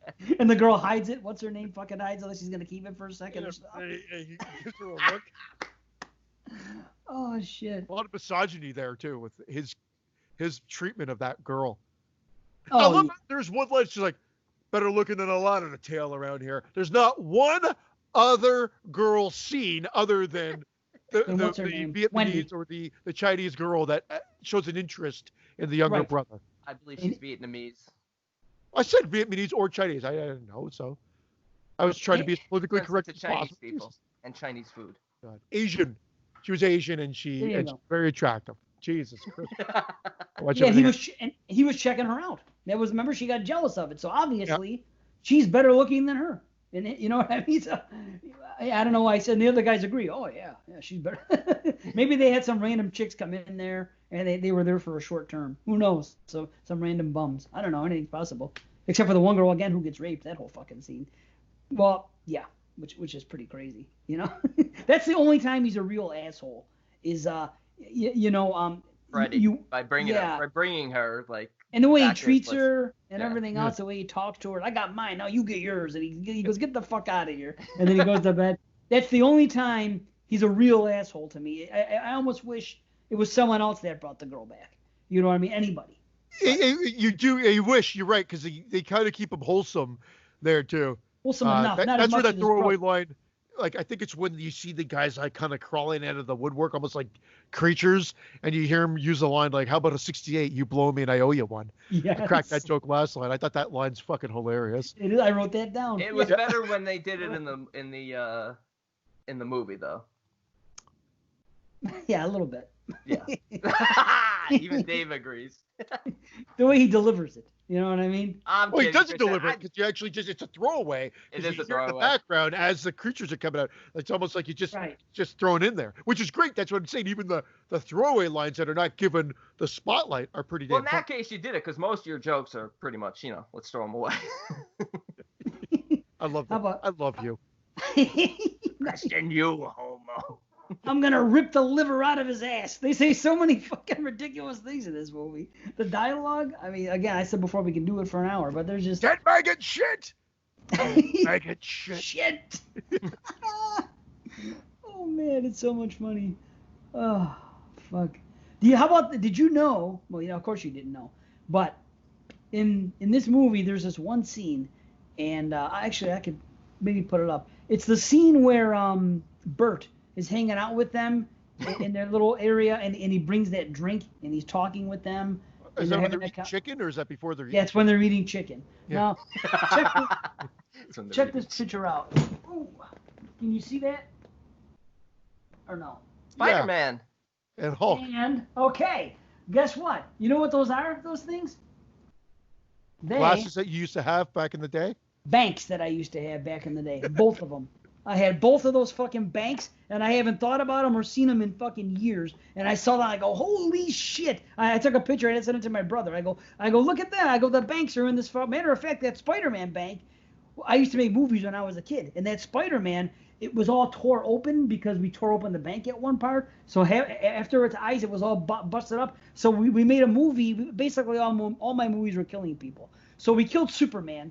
And then we interviewed Spider-Man. So what we did was we put a coat on top of a person's body like a kid, and then we tied it with a belt here. It was like trench coat. And we put Spider-Man's head on top and one of my dad's like Kangol hats, like a fucking flat top hat on top of it. And they interviewed Spider-Man. So then at the end, my little brother comes in with a fucking machine gun and destroys him, and then he falls to the ground. And because his head's busted open, it looks like, his fucking brains are splattered and shit, and I got ketchup on the ground and everything. And we killed that Spider-Man bank using that bank. So, and you can take that to the bank. Did you use that line in the movie? Did you say a Kegel hat? I don't even want to tell you the line that we a Kegel? No, Kangol. Kangol. You know what a Kangol is? Is it anything like a Kegel? No, I don't even know what a Kegel is. I think that's offensive to Kangols. I don't know. You should look up what a Kegel is. Okay. How do you spell it? I don't know. Well, then I can't look it up now, can I? Moving on. Christian knows what Kegels are. Christian, you know what Kegels are? No. Kegels. Bagels? I know a bagel. I know you do. You're Jewish. I don't know what the fuck either you're talking about. It's a pussy tightening exercise that women do after giving birth. Oh. Oh. Dave's like, I am going to look that up. Well, yeah, my ears perked up. Yeah, he's like, oh, I'm going to look up Kegels. Wait, are bagels a Jewish thing? Why did I make that reference about I think bagels because I said Kegel or Kegel. No. I made a joke about it. You're a horrible racist. No, why did I associate? Is there a reason for that, though? Bagels are, Jewish. I think they're notoriously known to be like that Jewish people are associated with bagels. I think that's just been something that has been. Is there a reason, though? It's because we can fit our noses through the big hole in the middle. Is it the locks? There we go. Yeah, but why is that? Is it the locks? The reason why, that's why you can't keep Jews in jail, because we eat locks. That's a good one. You never heard that one? Is that it though? LOX, locks, is that a Jewish thing or no? Yeah, locks is smoked salmon. We love to That's smoke why. salmon. See there, you love to smoke your salmon? Yeah. Okay. Maybe somebody will smoke your salmon if you get that date, Scott, you ready to smoke my salmon? Okay. Oh, shit. What were we talking about? How about Bill the Cop? You know that my wife thought that Bill the Cop was fucking Joey Pants? Joey Pantoliano from fucking, all those Sopranos and everything else. He looks like an amalgam of like 15 different actors. He just looks like 20 different people. I looked him up and he's done nothing but this movie. Exactly. I did that too. I was like, and he's not a bad actor. No, he's fine. He's okay. I like the way they bury him. They just put like the rocks on top of him. Yeah. On top of the pile. Gets pissed on. Oh yeah. No, I mean, that's a homeless thing. You piss on everything. Yeah. But it was big in the 80s. That was a good fight scene when he's fighting with the bone in his back. Oh yeah. That's what it needed in the middle, because like 40 minutes into the movie, I was like, uh-oh. All of a sudden, it's like, uh-oh. I still got an hour left in this. What's going on? It was really funny for the first 25 minutes, and then it took a while, but like the last 40 minutes really picked up. And great final chase scene. I mean, they really utilized the junkyard and the surrounding areas and made it like really cool looking. Yeah. Yes, they did. And the effects were fantastic. The final chase. I mean, I didn't like that Wendy sort of disappeared during the final chase, and it was just the younger brother. Yeah, what was with that? Because she was hooking up, which would never happen in a million years. She would at least give him a shower. That's what I was thinking. I knew. Come on, he's got to shave him down. Dave's very big on the showers. You've always talked about it. You've always. How could you not? No, I don't blame you. I totally agree with you. You were talking about it even, not being homeless. Like, make sure you clean, take a shower. And here he's a fucking dirty bum. Would you hook up with a girl no matter how good looking she was if she was a bum and you don't know the last time she took a shower? She would stink. Fucking, are you kidding me? I'd call her Wizzy. I'd be like, take a shower, Wizzy. Actually, if you did take a whiz on her, it might make her smell better. I'd probably rather smell piss than fucking BO when you get right down to it. Ugh, I agree with you. I'd rather have somebody pee on me than smell of body odor. See? There you go. That's a good trivia question. Not a trivia. That's a good poll. Would you rather be pissed on and smell like piss, or just not shower and smell like BO? I'll take the piss. I'll take piss over BO, and I'll take shit over vomit. What the hell are we talking about? I don't know. Shit and vomit's a little closer, I think. But I anyway. don't know. God damn it. I know they're both pretty. I'm making. That's the comparison I always make too. I'm like, voting between this one and this one is voting between a bag of shit and a bucket of puke. I say it all the time. That's my fucking phrase. Which one is worse? Anyway, yeah. Yeah, you know what? Thinking about it now, because I didn't like it in the film, but you're right. They should have had Wizzy bring the girl back to the junkyard, and then he's with her. Bronson finds out that he brought a girl back, and they all attack and rape and kill her. But yeah, it shouldn't have been Freddy. Too out of character for him, because he was a nice guy. He cared about his brother, cared about Bert, cared about Wendy, even cared about Ed. He was like, I gotta warn Ed. Tried to run back to warn him about the Viper. Yes, he did. Yeah. That was the scene. So, yeah. But Don't trip on me! Don't trip on me! Yeah. It's like, I'm like, back up, man. He's just standing right in front of him. But in his defense, though, he was just taking her back to hook up. I don't think he anticipated her. Of course he was. Yeah, so it's like, but. Yeah, I hear you. What could he do? You're right. I mean, honestly, what's he gonna do? Walk her back after it's over with? Let me take you back where I found you, in front of this guy's Italian restaurant. I'm just gonna leave you. Got eat chicken out here. Well, you I hope notice your mother has a black dress. yeah. She's gonna need it. On multiple rewatches, you do notice, and again, I don't. Maybe Brandon, you saw this right at the gate. First time. There's so many times where Freddy's trying to drink. He's about to drink the Tenafly Viper. Yeah. But it gets distracted. Yes. It either gets stolen from him or something happens, and it's funny. So that there's probably 2, maybe 3 times where he's about to drink it, and then something happens that has him not drink it and avoid death. Cool. Yeah. No, that's funny, because it's funny. Like we talked about the guy who died early in the movie, Paulie, the one who steals it from him, his buddy.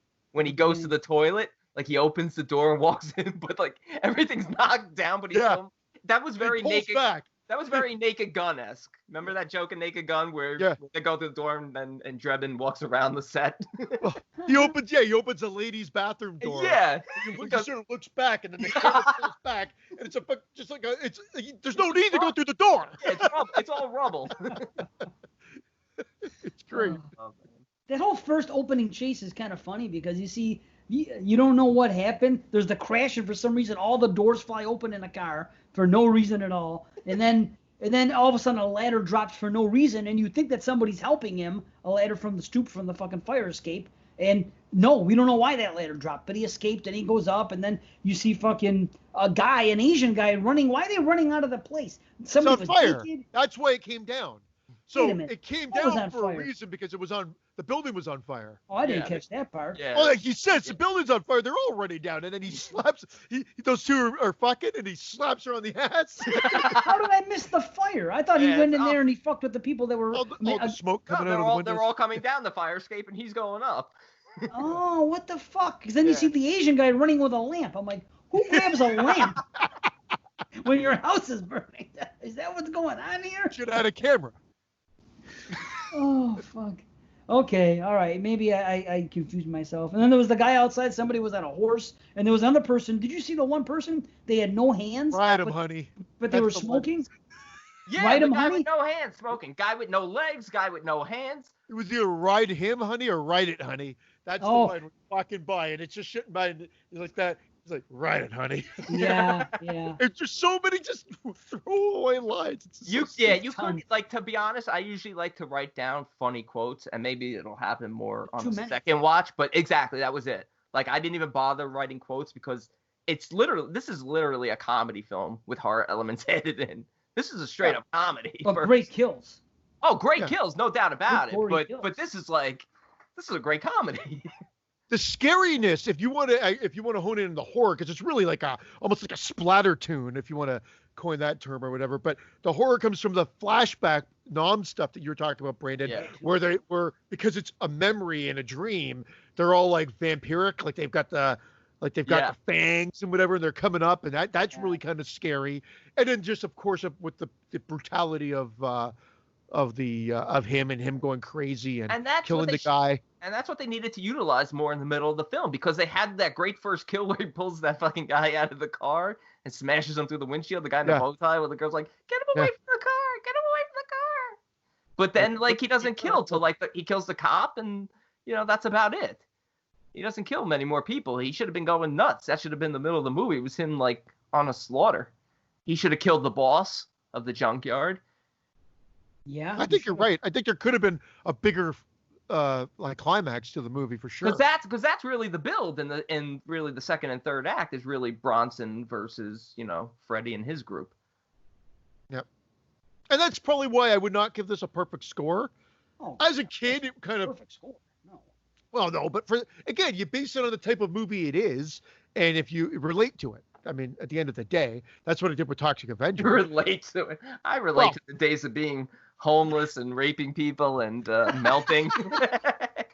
Being an alcoholic. Well, maybe I should rephrase, but but ultimately, like there is enjoyment, even though based on everything you just said, you'd be like, how can anybody enjoy this movie? But it's the whimsical playfulness that they deal with all these taboo subjects, if you will. Yeah. It's like it's done really comically. Yeah, if you release this today, everybody would be up in arms. Yet it's equally offensive to everybody. I mean, it's offensive to gay people. It's offensive to all types, to Jews, to blacks. He's like, do what you want with Bird. He's black. Yeah. He goes, nobody will miss him. Nobody will miss him. No one will give a shit about him. But he cares about him. It's just but it's a line in the movie. Right. But that's what I'm saying. If you put social commentary, you're okay. It is the social commentary on the state of the homelessness in the country. In Vietnam, which comes up a lot. Not even just with Bronson in the flashbacks, but it comes up in conversation. Yeah. This is like post-Vietnam. This is what's happened. And remember when one guy was trying to relate, because remember he gets smashed through the fucking windshield in the beginning, and he's having that discussion. He's like, listen, I'm at the, whatever the hell he says, I volunteer on the weekends, and something about I was in warrior! Yeah, weekend warrior! Goddamn weekend warrior! But yeah, it's... But then you get the POV cam with the glasses. I always thought that was great. That guy was a fucking nerd. Anybody wears a bow tie like that, he deserved to be killed. Yeah. Yep. He had a Pee Wee Herman thing going on. I was going to say, he looked like a Pee Wee Herman doll. Yep. But yeah, well, good. Brandon, I'm so glad you loved it. I'm so glad you enjoyed it. I mean, I didn't know if you were, again, just like Christian and I were saying, we haven't watched it in years. And as children, we fucking loved it. But I mean, being separated all these years, who knows? You might go back and it might be fucking terrible to watch it at our age for the first time. You know what I mean? So, or if you want a plot, if you want some sort of story, like you're literally thrown in and it's very lucid. It's literally this guy found a case of tenafly viper that's been locked in like some sort of basement area like the crate from Creepshow. It is like the crate. Yeah. He brings it up and decides to sell it for $1. And these winos are buying it and melting while this Vietnam vet goes crazy, kills somebody, and there's a police investigation going on. It's a very much bare bones from a plot story structure standpoint, but it works somehow. I knew it was gonna be funny the minute it opens up and you see Freddy sneaking into the place. Like he's like doing like some sort of funny walk and he's ducking down and then he farts in his face. I'm like, this is my kind of humor. Yeah. I'm in for this ride. Nice. So, bye. I don't think there's much more to say. I don't think there's anything more to talk about, to be honest. No. Like great gore effects, great comedy. You are right though. They would have liked James Lorenz in it a little bit more. He was so funny. Oh, James Lorenz was great. And the police, and Tony Darrow, I think is. Well, and the character, but the character part with Freddy bringing her back, even though that's not what he intended. Like maybe if they just screwed in the back alley or something like that, and then she found her way, and then the guys got her and brought her back. Yeah. It just seems out of out of character for him. And you like him because even when after Bert got clobbered, he puts like a pillow under. Yeah, he puts his like jacket. He puts his jacket under. And you kind of cradle his head, and that's when he's bringing back a pint. As it runs up. But so like he's a good character. So that part, it's unfortunate. I know that wasn't his intention, but it just kind of questions his character a little bit. So. Yes, indeed. Well, what are the ratings going to be, folks? I'll say 8.5. I was much higher when I was younger, but I'll say 8.5. Nice. I'll say 8. 7.5 for first time watch. All right. Nice. Well, good. I'm glad. I put it on this list of mine for a reason, and I'm glad we had fun with it. I had a feeling that, Christian, I think we talked about it a little bit here before, and we've quoted a few lines. So I had a feeling you were into it, and I knew it was your first time, so who knows, you know? He gives Toxic Avenger 10 out of 10, so. Yeah, hey. Well, if you're a fan of Toxic Avenger, you should really. Again, the only knock is that some in the middle is a little bit with the pacing, but I mean, aside from that, it's worth your time, and it really does pick up in the third act. Absolutely. Yeah. So. For sure. So and the effects work is great for the budget. Sorry. Very Basket Case-esque look when the guy melts at the beginning and his head's in the toilet. Yes. That was straight up Blah. I'm with you. Yeah. Yes. I'm with you. So yeah, and of course that came from Derek, and he loves Belial too. So there you have Thanks, it. D. Yeah. Street trash. D-Boogie, Nice. D-Boogie Other 86. Nice. So what's next? Next would be, I believe, the Innkeepers. Now this one. Okay. All right. This is another one I really want to hear what B has to say, because I have a feeling he's going to go with the standard B explanation of the film. It was all wrong. mental illness. It's wrong. So that's what we're going to see. Okay. All right, we got the Innkeepers from 2011, written and directed by Ty West. During the final days at the Yankee Peddler Inn, 2 employees determined to reveal the hotel's haunted past begin to experience disturbing events as old guests check in first day. Old guests. That's like 2 guests. One old guest checked in. Well, you know, Kelly McGillis looks older than she is. It's sad to see, because when I think of Kelly McGillis, I think of Top Gun. Yeah, right. How hot she was. She really, like, I mean, she doesn't look bad, but she looks a lot older than she is. I like Amish Kelly Gillis. She's only like 50 in this. 52. Oh, really? Yeah, I think she's like 62 today. So I think it was 10 years ago. So she's only in her early happy 50s. birthday. You mean like today? 62 today. Happy birthday, Kelly M. No. Oh. Actually, in like a week and a half, so soon. Happy birthday. Maybe when this drops. Here, I saw this is actually only my second time watching the movie. And I watched it when it dropped way back when, and I'm like, well, there he is. He's 2 for 2 for me, because I love House of the Devil, and I really enjoyed this movie. I'm not going to say I really enjoyed it this time. Yeah, you were. I'm going to say I liked it this time. I think the whole setup is rather long, and if anybody's complaining about that girl walking around the house in House of the Devil and doesn't have a complaint about the first hour of this movie, you got some problems here. This is very leisurely paced, and I know he likes his slow burns, but there's really not a lot going on in that first hour. He likes his slow burns, but he prefers his George burns. Oh, God, you devil. Go Bango. Oh, God, you devil. Get out of the Yankee Peddler. I know I'm going to be the minority here, but I just find that whole scene, the girl, Lena Dunham from Girls or whatever, that whole sequence, I was going to go back to watch it again, because I'm like, did I miss something? What was the point of that scene? You're going to watch it again? What scene? Yeah, when she goes to the coffee shop. The whole coffee shop was a useless scene. It is a useless scene, but I noticed even in House of the Devil, like he has some, well, actually the scene with Greta Gerwig in the cemetery is a great kill, but it feels like he's utilizing like big name stars in like these little cameo roles. And I don't think she was big. Was she big name at that point? I don't think Girls even started yet. Girls started, I think, the next year, so it just worked out after this. Think so. This must have been her breakout role. It was going backwards, going, I know her from Girls, and of course she was in Quentin Tarantino's film last year as one of the cult members. And she's in the coffee house. What are you talking about? The girl in the coffee house? Lena, she's a well-known actress now. Lena Dunham. Yeah, but it was a useless fucking scene. Except for the one-eyed Cyclops line, which is something I'd complain about too. You know, if I saw it, that brings shit open. How the fuck you call something a one-eyed Cyclops? All Cyclops are one-eyed.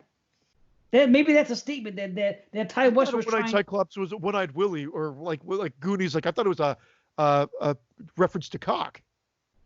Every Cyclops has one eye. That's the point that they're making. Not every cock has one eye. That maybe he's saying that because he doesn't like stupidity like that, and it's just a little fucking thing to put out there. And like what? That's why I never watched that movie, fucking Deuce Bigelow, Male Gigolo, because every fucking gigolo is a male. That's what makes them a gigolo. It should have been called something. It's stupid. I've never thought about that until now. Are you kidding me? So it's just like. I've never thought about Male Gigolo. That's funny. I won't watch it because of that fucking stupid name. But that's what makes it funny. That's the intentional stupid comedy. Movie. That's the reason why you shouldn't be. But the reality is, okay, I get it. So why have it called a one-eyed Cyclops if all Cyclopses are one-eyed? I guess. But, yeah. And she left without getting the coffee. She went had there to because the girl started ranting on about her boyfriend. So there's a point that's being made, maybe, about the one-eyed Cyclops and about Sarah Paxton's character, pardon me, Claire, not having time for bullshit. She got the fuck out. She's impatient. It was an impatient move. So maybe it's speaking to her impatience when it comes to things, a character trait. I don't know. Maybe. Or me watching the movie. I'm a little bit more on Christian's side with that one. It just felt like a useless scene. It's not that long. Fine. It's only like a 2-minute scene, but I do agree this could be 10 minutes shorter. Could tighten it up a little. I think it's an hour and 40. Yeah, it's an hour 40. It should be an hour. It should be an hour and 30. No, this should have been an anthology piece, and it should have been. It's a short film dragged out to a feature length. It's an anthology piece. What are you talking about? It's an homage to like The Shining and stuff. I think it's an homage to 70s fucking horror, and the score is. So is The House of the Devil, and I thought he did that better. Right. Well, House of the Devil works for me. This one, I think it's that whimsical score that they use. I felt like I didn't get. Yeah, I didn't. It wasn't scary at all. No, it sounded like it's 70s. The last act is good. But the lead up is rather drab. Like there's like I like them. I actually do like them as actors and as characters. I thought he was stronger than her, quite frankly. I thought he did a great job. But like I felt like it just took too long to get moving and to get where it's going. I love Note or not. That's my feeling. No, that's good, and that's something that I can't argue about because pacing is something anybody can watch something and say it's slow, and I know it's paced slow. I mean, obviously, it's done intentionally. It's deliberately. It's a throwback to fucking 70s horror. It's all like 70s type shit to me, which in this day and age you don't see much. You see fucking horror done a different way. You could watch the Amityville Horror remake or any other fucking thing about a ghost being in one place, and it's going to be done a different way. You said it's deliberately slow, and I appreciate it for that. Maybe you didn't, and again, that's not something I can argue. That's just personal taste. I get it. And like this movie and House of the Devil, to me, I'm equal with them. I give them an equal rating by a rating system. I like them both. They're both good movies. I'm glad that they took their time though, because it's like, you watch The Changeling or Burnt Offerings, they move slow too.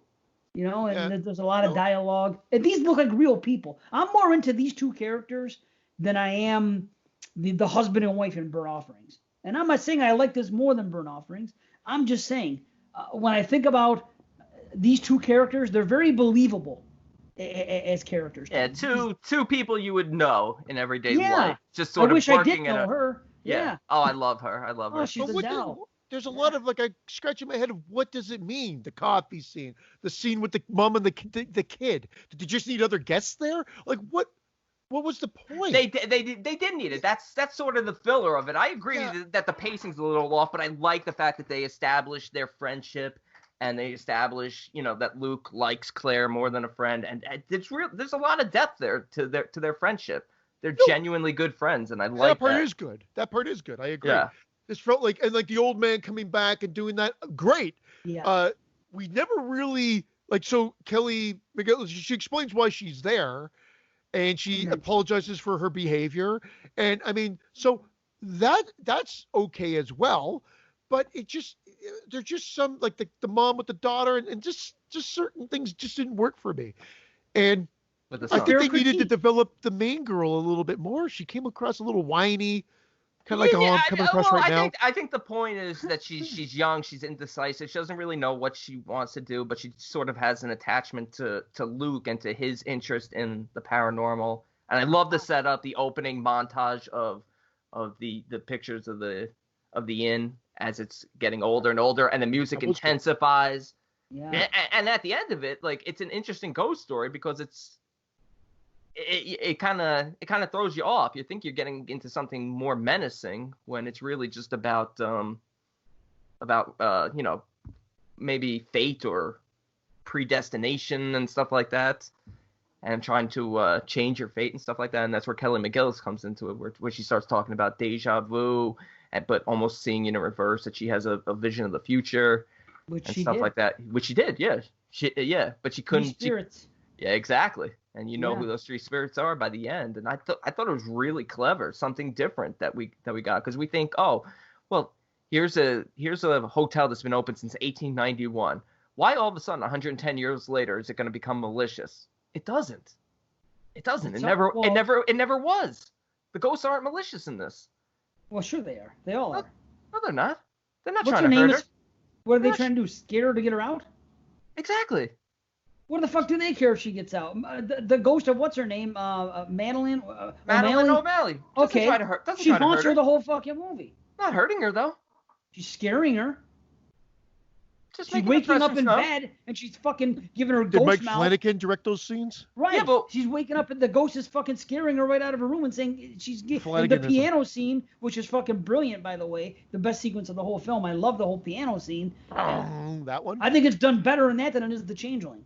To be honest with you, it gives me that jump each time, and I think it's fucking spooky as hell. But anyway, how do you not think she's malicious? And then after the guy kills himself for no reason, he comes back malicious. He shouldn't have been, because why would he be? But I think if you die in that hotel, and keep in mind, these are both suicides. So maybe because they took themselves out, they're trapped in this fucking limbo of this hotel, because it's a Christian thing. You're not supposed to commit suicide. So maybe because they committed suicide, that's why they're malicious. To me, they are malicious. I don't see how. I don't see it.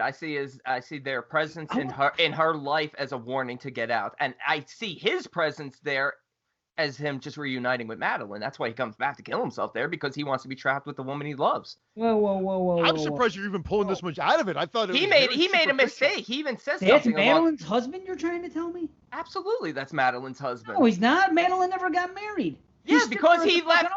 Yes, and he regrets it. That's why he comes back. But he says they checked into the fucking hotel room on her honeymoon. They never had a honeymoon. She fucking offed herself before the wedding. This is two completely because he never showed up at the altar. They could have had a honeymoon suite booked already. You would have had that booked before your wedding. I can't believe you could. Did you think this, Christian? I've never heard that theory. Not at all. Never. Not at all. 100%. I'm even surprised you guys. I'm not saying you're wrong. Why does he ask for the honeymoon suite then? Because he went on a honeymoon with his wife there. His wife, who's not Madeline. I believe it's Remember, Madeline died like 100 years before. No, they never say what year she died. If these are not malicious, how did she die at the end? What am I missing? What am I? She had an asthma attack. Because they scared the shit out of her because they were coming after her. The old man was bloody, chasing her down the fucking stairs. That's for no reason. He was just standing there. She fell down the stairs because she got startled. He could have been warning her, get out of here. Why was her guidance counselors are trying to tell her to move on with her life? Because he slit his wrist in a brutal fashion. I can't believe. Wow, I'm shocked. These are not malicious spirits, and I 100% believe that that's Madeline's husband. I believe they were supposed to get married in the 50s, in like 1950. Then you know what I hate? Like that I hate the presentation. They don't make them look malicious. They don't. Then they come back and go, "Hey, how's it going? You know what I recommend? I recommend that you probably get out of here, or whatever." They talk to her and they look all nice and whatever. Not like if you commit suicide, you're gonna look that way. She hung herself, so she's gonna look like that. He slit his wrist viciously. He's just trying to reunite with her. I mean, he's walking downstairs to where she is. I think Sarah's just an unfortunate victim of misreading their intentions. If this is the fucking case, I'll tell you, I've never heard this before, okay? So I'm not saying you're right or wrong. You're just making me think about this movie differently. Now, I disagree on the malicious thing. However, I'm willing to agree maybe that he was supposed to be the husband, and that puts a whole other fucking spin on it. And if that's true, I've never heard this before, so I'll give you props for bringing it up. But I'm more prone to believe that maybe he was the husband-to-be, and that's why he's there. But he says something because why would he show up now? She just died.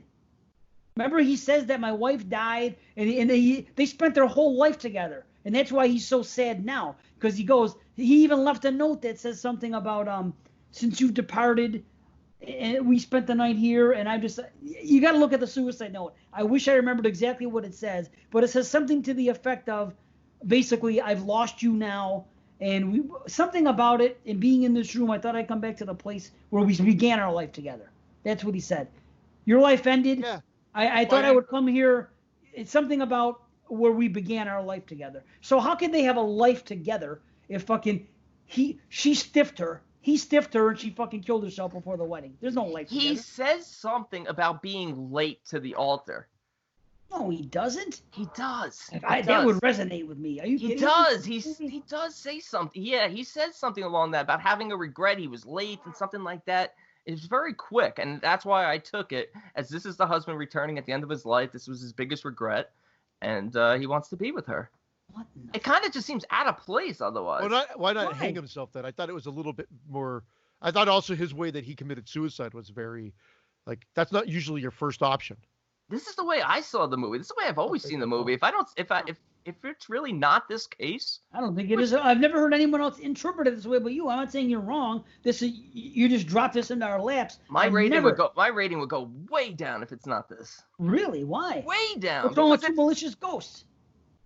If you kill yourself in that hotel, why? It's suicide. Welcome to my world, Brandon. I'm not saying it doesn't make sense, but I'm just saying why would a ghost all of a sudden become malicious 120 years into the hotel being there?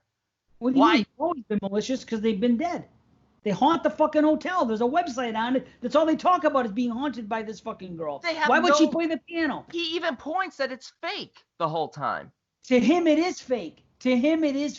He's only doing it because she's infatuated with the idea of Madeline, and he wants to have any type of connection with her because he's crushing on her. So he sets up the website to make it look like he's really into paranormal shit when he's not at all. It's a way the two of them can bond when they're at work. Yeah, but the way I view that is that it's not really that haunted, the hotel. Yes, her spirit resides there, but there's not really that many instances of this spirit haunting people. Otherwise, it would have been much more prevalent in the film. Well, it's like any other ghost.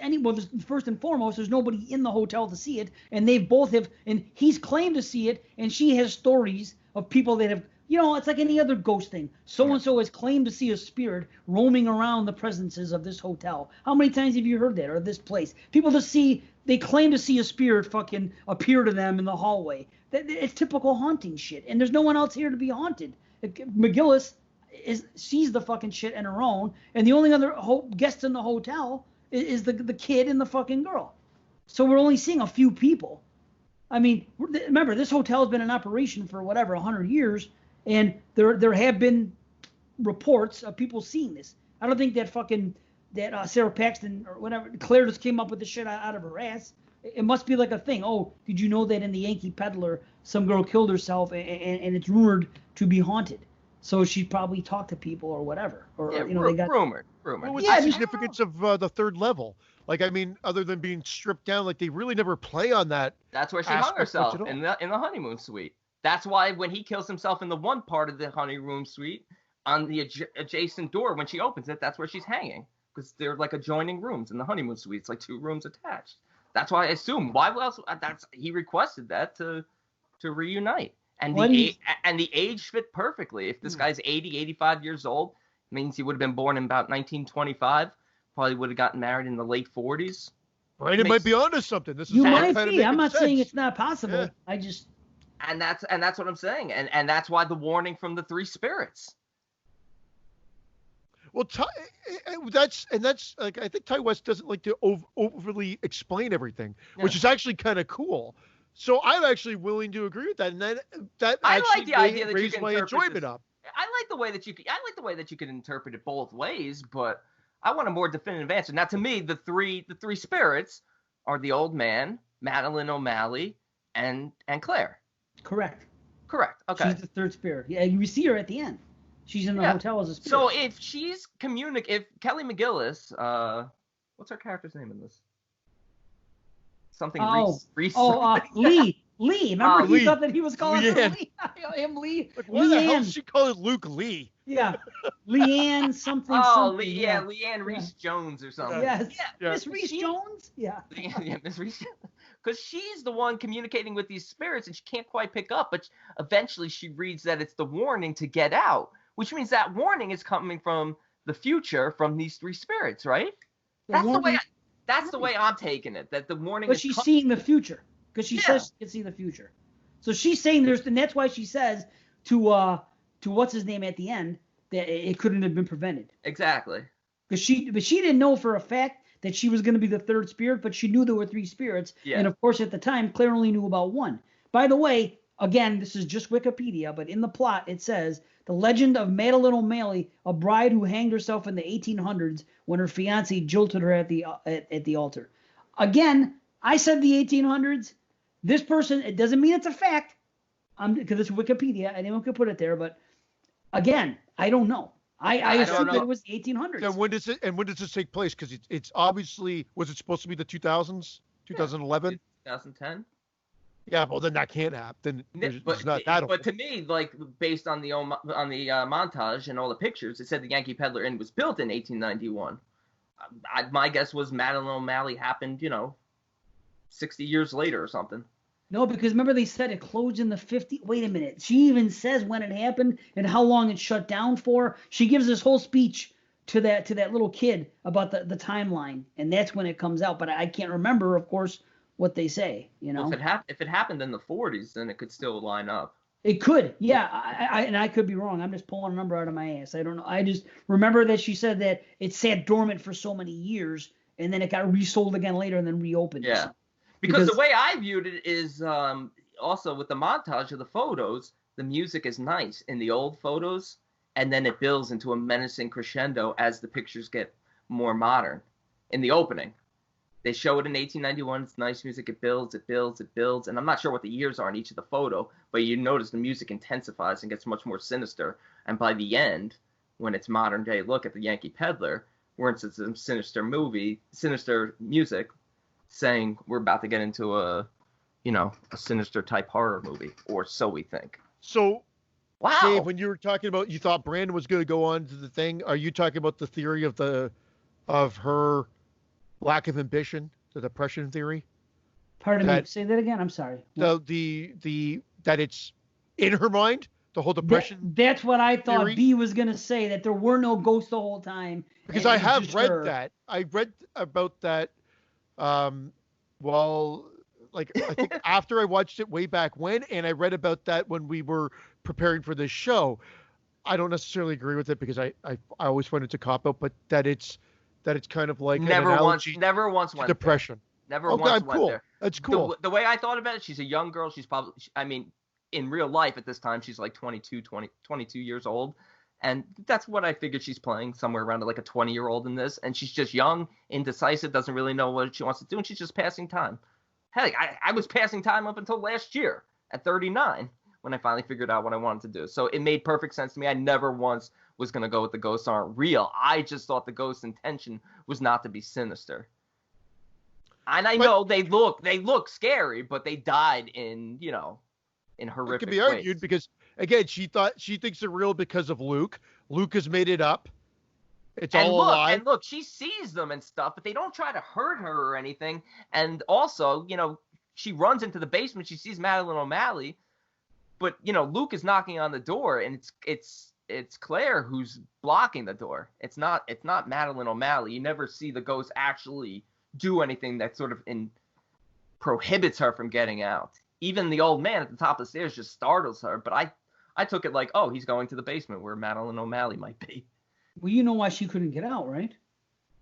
Because she had locked it earlier from the garage. Yeah. Because that bird flew out and it was not, and then she put the fucking and that played in with the whole idea that I talked about at the beginning with fate and predestination, and of course what Lee said about not being able to change anything, which is pretty cool. Which is a pretty cool concept that you can't change your fate. It's all predetermined, and it just sort of played out this way.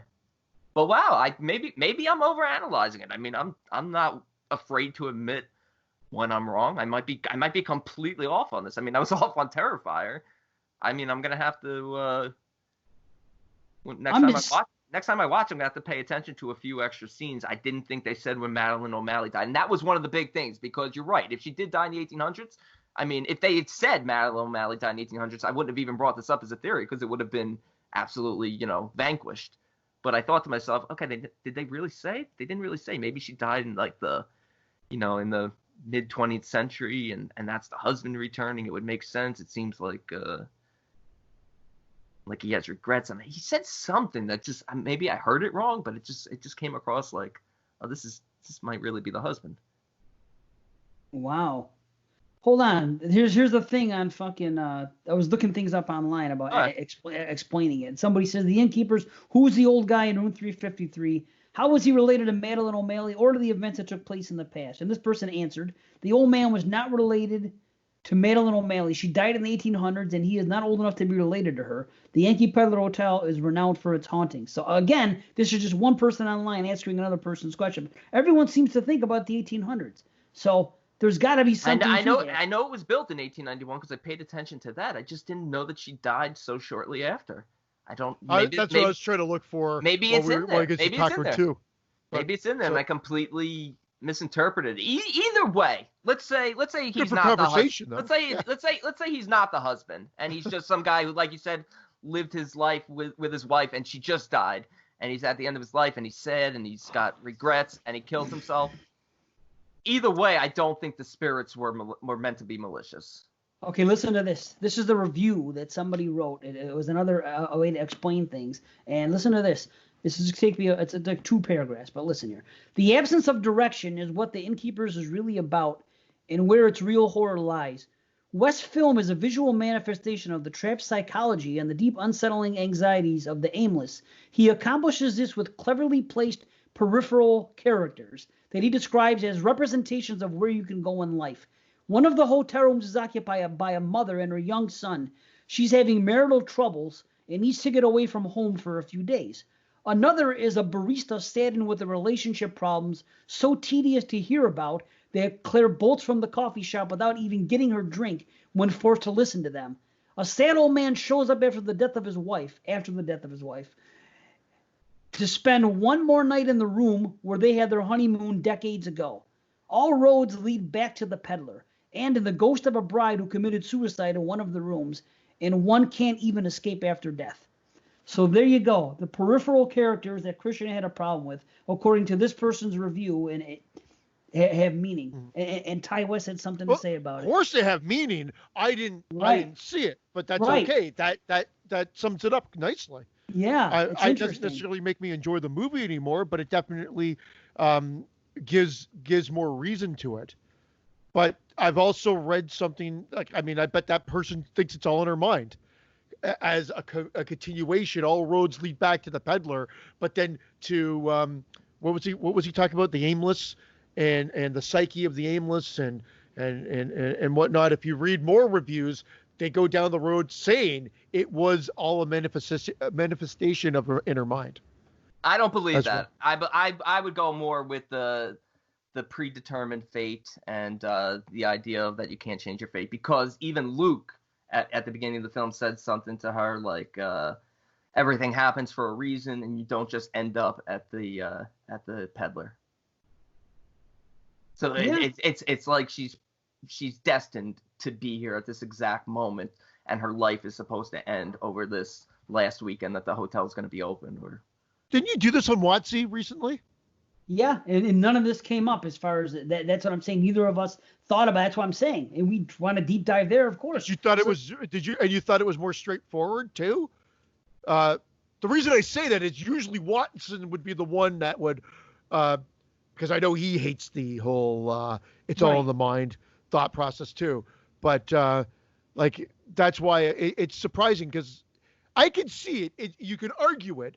I'd like to agree with both of you and think that it's definitely ghosts are there, they're present.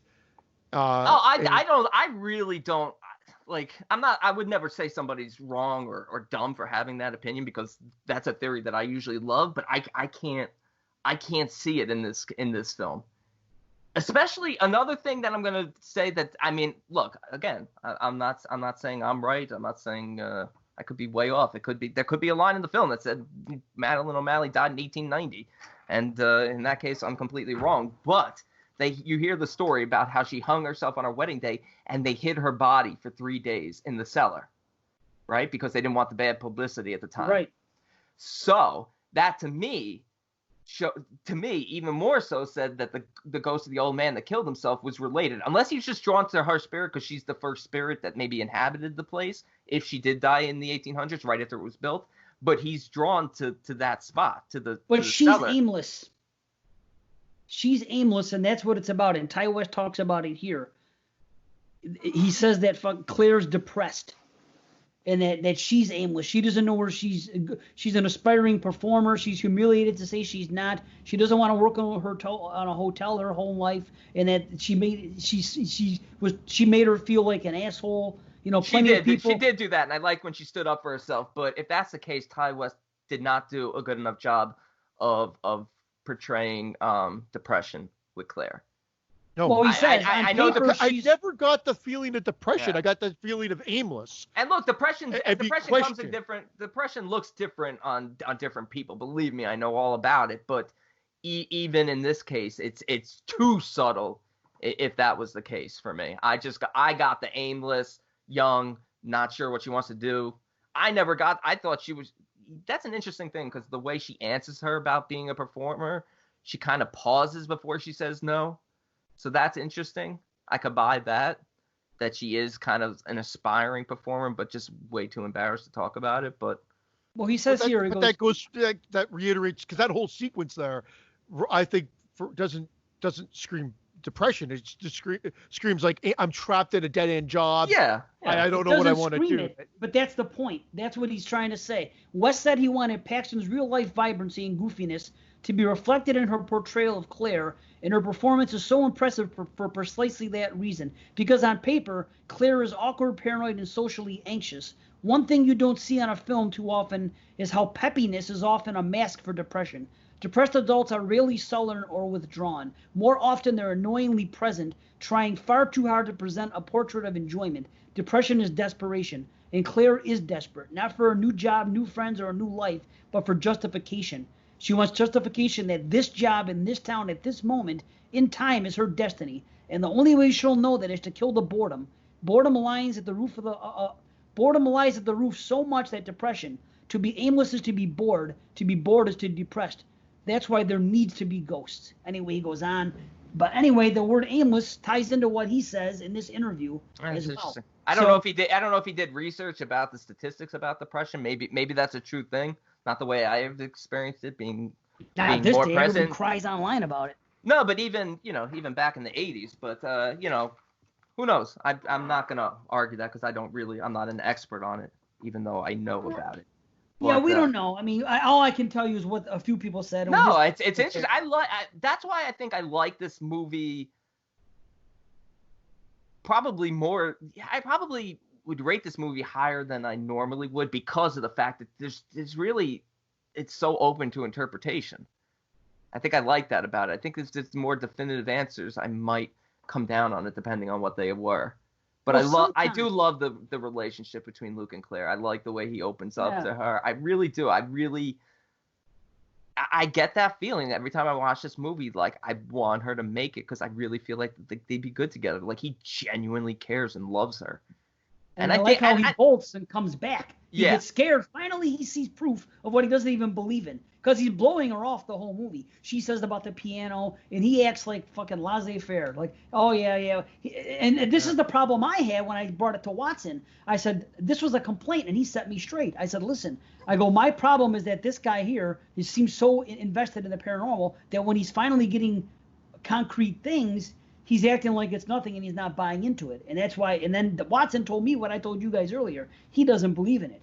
He's doing it because she's into it, and he wants to have a connection with her. So he doesn't really. That's why he confesses later that he lied about it. It was just to impress her and to do something with her. They tell you that in the movie, but I think again, it could be read differently as well. Is he he mad because he's actually getting proof that it exists, or is he mad because he realizes to what extreme she believes in it? Exactly. That's an interesting point because he never actually sees it. He hears her saying she's right behind you. And now she's freaked out going, I got to get out of here. What the fuck have I done? Is he scared, though, because he believes that the ghosts are real, or because he believes that Claire believes it's real and it's not? That's what I'm going with it. I can equally believe that, too. He's like, what the fuck? Everything I've done has now led to this. I care about this girl. I've just led her down a path that now she thinks this shit's real. Oh, fuck. I got to get out. I got to get out. And then and by him coming back shows that he said, no, I got to go back. I got to go back for her. Right. But so you can, it can be read both ways. True. But he does make fun of what's her name, and she's a spiritualist. He does kind of fucking bust her. Oh, don't let the spirits scare you or something. The way he talks about it with her and everything else leads me to believe that he doesn't believe it. That he's just trying to do the But she's a spiritualist and she never sees anything. Like, she doesn't say anything about ghosts. She does. Spirits. Well, yeah, sorry. But, well, then. But he's also mean to Lee because she told him about her being mean to him. So he's defending her. The same way. I get that. Of course he is. The same way after the mother and child, even though the mother had every right to be like, hey, what the hell? Even he refers to her as Gozer and the demon seed later on in the film. Right. But he's very protective of Claire. Sure, of course he is. No, I get that. And by then he didn't know that they had their little reconciliation. And I get that. But he didn't have to take it there. He could have just busted her balls a different way. No, I hear you though. How about the underwear? Oh, the underwear. Yeah. I just her underwear and his. She gets sobered up because she sees him in his tighty whities when she's scared and decides not to go in. And then later on, she comes down in her underwear. Yeah. And you know what I mean? It's another thing. And then it's too much for the two of them. And, and they leave. I'm sure he was cool. Wait. What are you saying with the scene with him in the underwear? She's about to go. He goes, come into the room, and she wakes him up. Yeah, and he's asleep. I got 2 more hours. He walks back, and there's a scene of him in his tighty whities, and they're kind of wrinkled, and you see her face and her reaction. She's Sobers like, no, I'm okay. I overreacted. He's like, okay. He actually, they say it's because he lost a lot of weight. That's why his underwear was so loose. I read that. I'm being serious. Oh, okay. That's his underwear, and he'd lost a lot of weight leading up to it. And that's what bothered her. Oh, this guy's lost too much weight. You know what? That's why I asked you to bring it up again because, man, maybe I'm crazy here. I'm gonna go out on a limb here. The expression, I saw that she kind of like, I guess you would say, sobered up quickly. But I almost took it like she was almost aware that she kind of has feelings for him and she's not ready to act on them, and that's why she pulled back. Like, if I go in here, I might do something.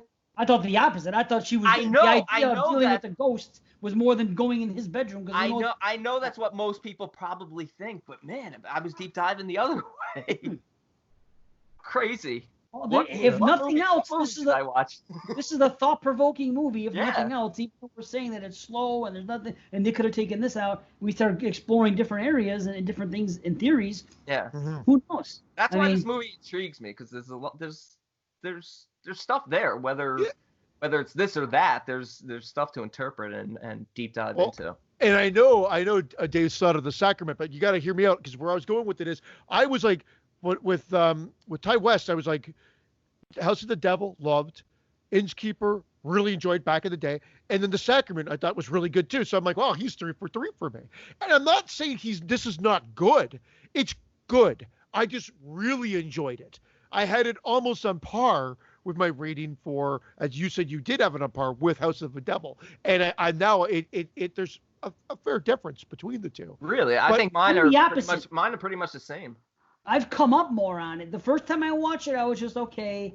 I was confused by the ending. And that's when the idea came. I won the coin flip for Watsy. I chose this movie because I thought there was more meat on the bone than I saw the first time. I thought maybe we can get into it on that show, and Watsy would have some theories. And it did help. And now, watching it again a third time and talking about it here, now I see there's even more meat that's on the bone. It seems like the more I watch this, the more I'm thinking about it. The question is, am I having my meat with a side of Viper? Because I might be like crazy. Is this the chicken that Frank? Yeah, is this Bert's chicken? Is this Bert's leg chicken?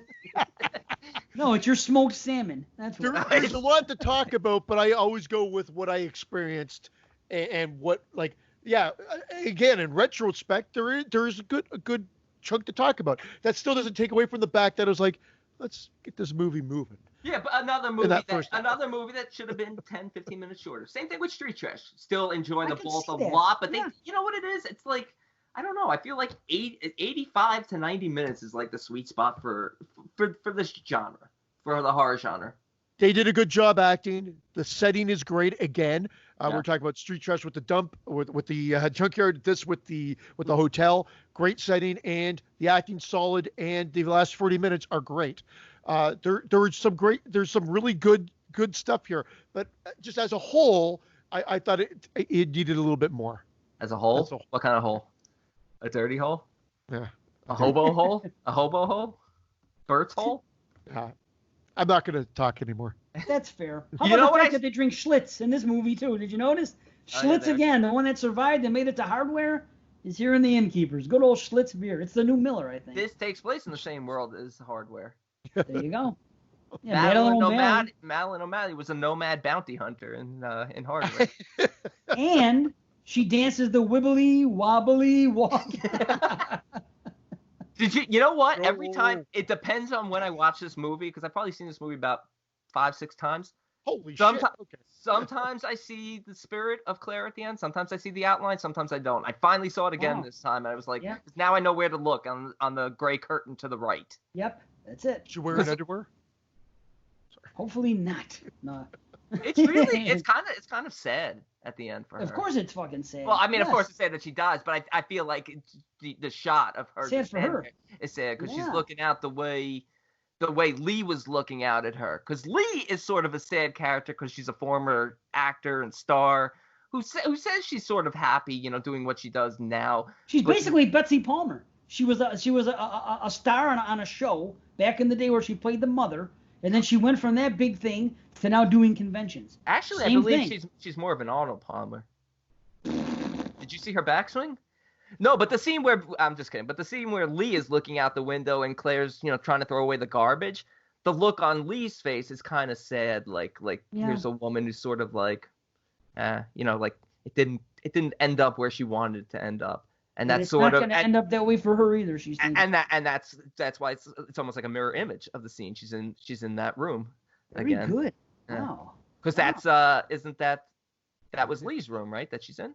Yes, it was Lee's room.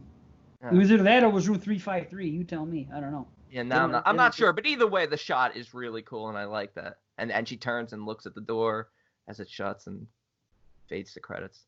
Wow. I hope we don't lose any patience listening to this. Be like, what the fuck movie did Brandon watch? Well, I mean, that ending does then sum it up, that of the actual existence of spirits, because we do get the physical slamming of the door. Again, I mean, unless it's allegory once again, but I can't. That seems pretty in your face. Could be Allegheny. Could be alligator. This is the Allegheny tapes. First we had the Poughkeepsie tapes. Look at Christian. He's cursing me behind his pop filter. I can't. No, I'm not. No. Here's one complaint. I curse you without. I make sure I come up and go, you fuck you. You'll know when I'm cursing you. My one complaint is this. When she talks to Lee, Lee tells her, do not go in the basement. She stresses, do not. And by the way, do you realize later on when Lee herself goes in the basement and hears screams, that those are the screams that later on in the film are the ones that are let out by Claire. So she hears Claire's screams before they actually happen, which is cool. But that's not my complaint. My complaint is she tells her, do not go in the basement, do not go in the basement. Then later on, when Claire wakes her up and says this and this, what are you doing here? And then she tells her and she says something about the basement. She doesn't say, I told you not to go in the basement. That. She just reacts like it was no news. Like someone said, she did go in. She did go in and managed to survive that time. And the last time, I don't think she was going to go in, but she thought she heard Lee and then got startled by the spirit of the old man and fell down the steps. Yeah, but I mean, she didn't react to that. Yeah, you're right. Yeah, you're right. The girl told me she went in the basement and she just acted like she said, well, I just fucking fried some eggs for you. You know what I mean? She just, like, it was nothing. Yeah, she speaks to her indecisiveness, I guess, Claire's. Or it speaks to the fucking fact that she knows now who the third ghost is going to be. She's like, she expected her to go in the basement even though she warned her. So she's like, kind of like Dr. Loomis's look at the end of Halloween. when he looks and sees Michael's not there. And Which one's Loomis? The Turkish one. ratings. Oh, the Turkish. Right. That was a good Christian impression. Ratings. That's always a Jeremy impression. Are you kidding me? I was Christian. You That's said a Christian impression. I know, but it's Christian. But Jeremy always says ratings. That's his fucking. Jeremy's ready to wrap it up before he starts. That's a fucking game. That's a drinking game you could play with fucking 22 shots every time fucking Jeremy says ratings. You know that. Well, then I'm right there with him. Oh, sorry. Okay. No, I'm joking. I gave it Daisy. You sound like me. Okay. Okay.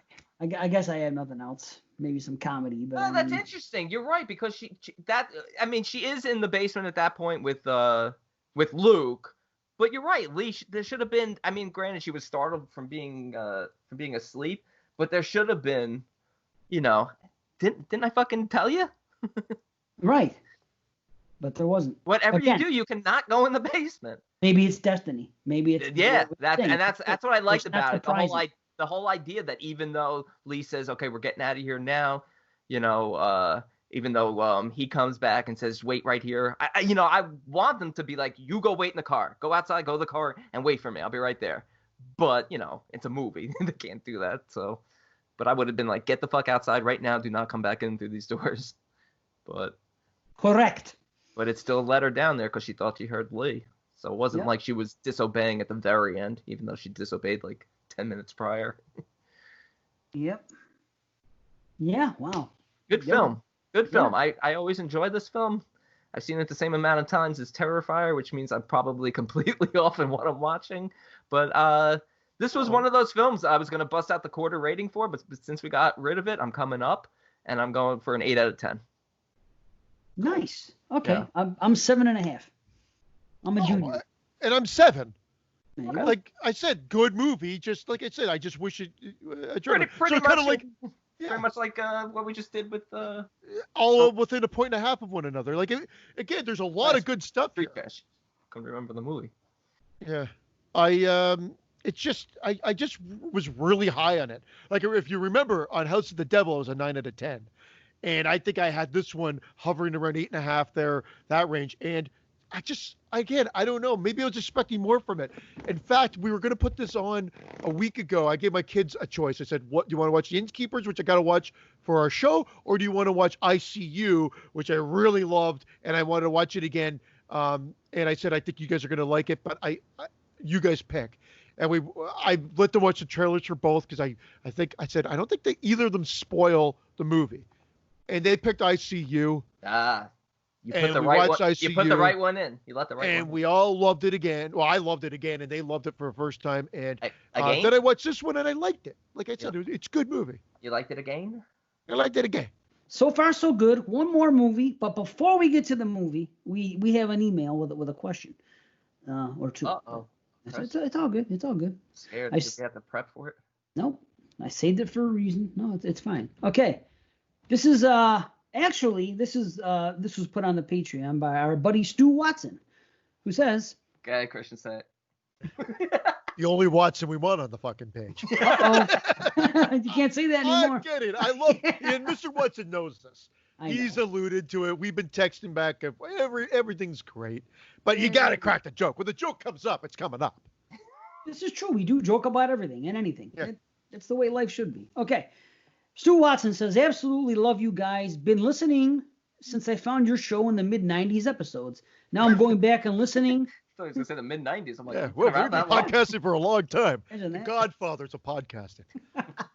Or the grandfather. You can't say Godfathers. It's offensive to Italian people, remember? Yeah. Yes, we're the Podfathers.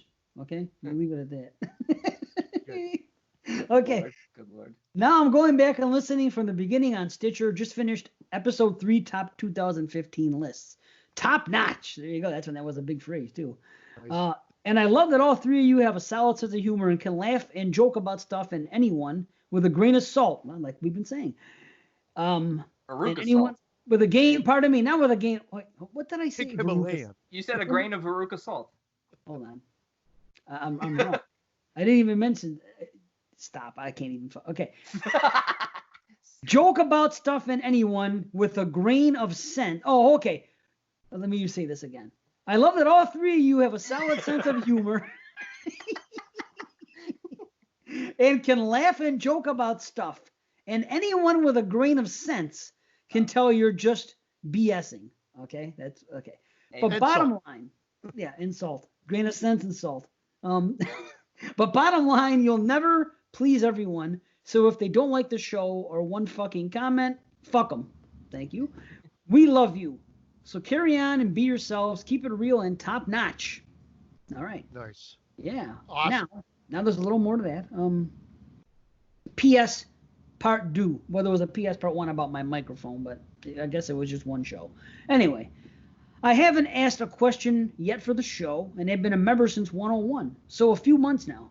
So I have 2 questions for whenever you can work them in. Oh, stop. First, No. not this show. Maybe 111. Maybe 1020. Fuck, I hate you. Oh shit. Punch Okay. it away. How did you 3 meet or get to know each other? Especially well enough to decide to do a show together. You guys work so well together. It's perfect and just works. So that's the first question. We met on To Catch a Predator, right? We were all stuck in the I house. was a little kid. We were all drinking the sweet tea while Chris Hansen was yelling at us. I just told this story. It was kind of funny. I just told this on Cut to the Chase, the episode that I was on. So, I mean, verbatim now, but since we've got a second, I thought it was a great story. I said, this is all because of Dave. Dave heard Brandon. Brandon was a regular kind of caller on 22 Shots. And I had TJF 13. He heard TJF 13, like Brandon on 22 Shots, messaged both of us. I think both of us are probably, like I said, I looked at the message. I'm like, what the fuck? Who the fuck is this guy? What the fuck does he want? And then I listened to, like, you pointed me to the Skeleton Crew and Banana Laser. I listened. I'm like, I said, holy shit. Yeah. This guy sounds like Joe Pesci. And then you message me and be like, I don't really want to do a show with Dave Z.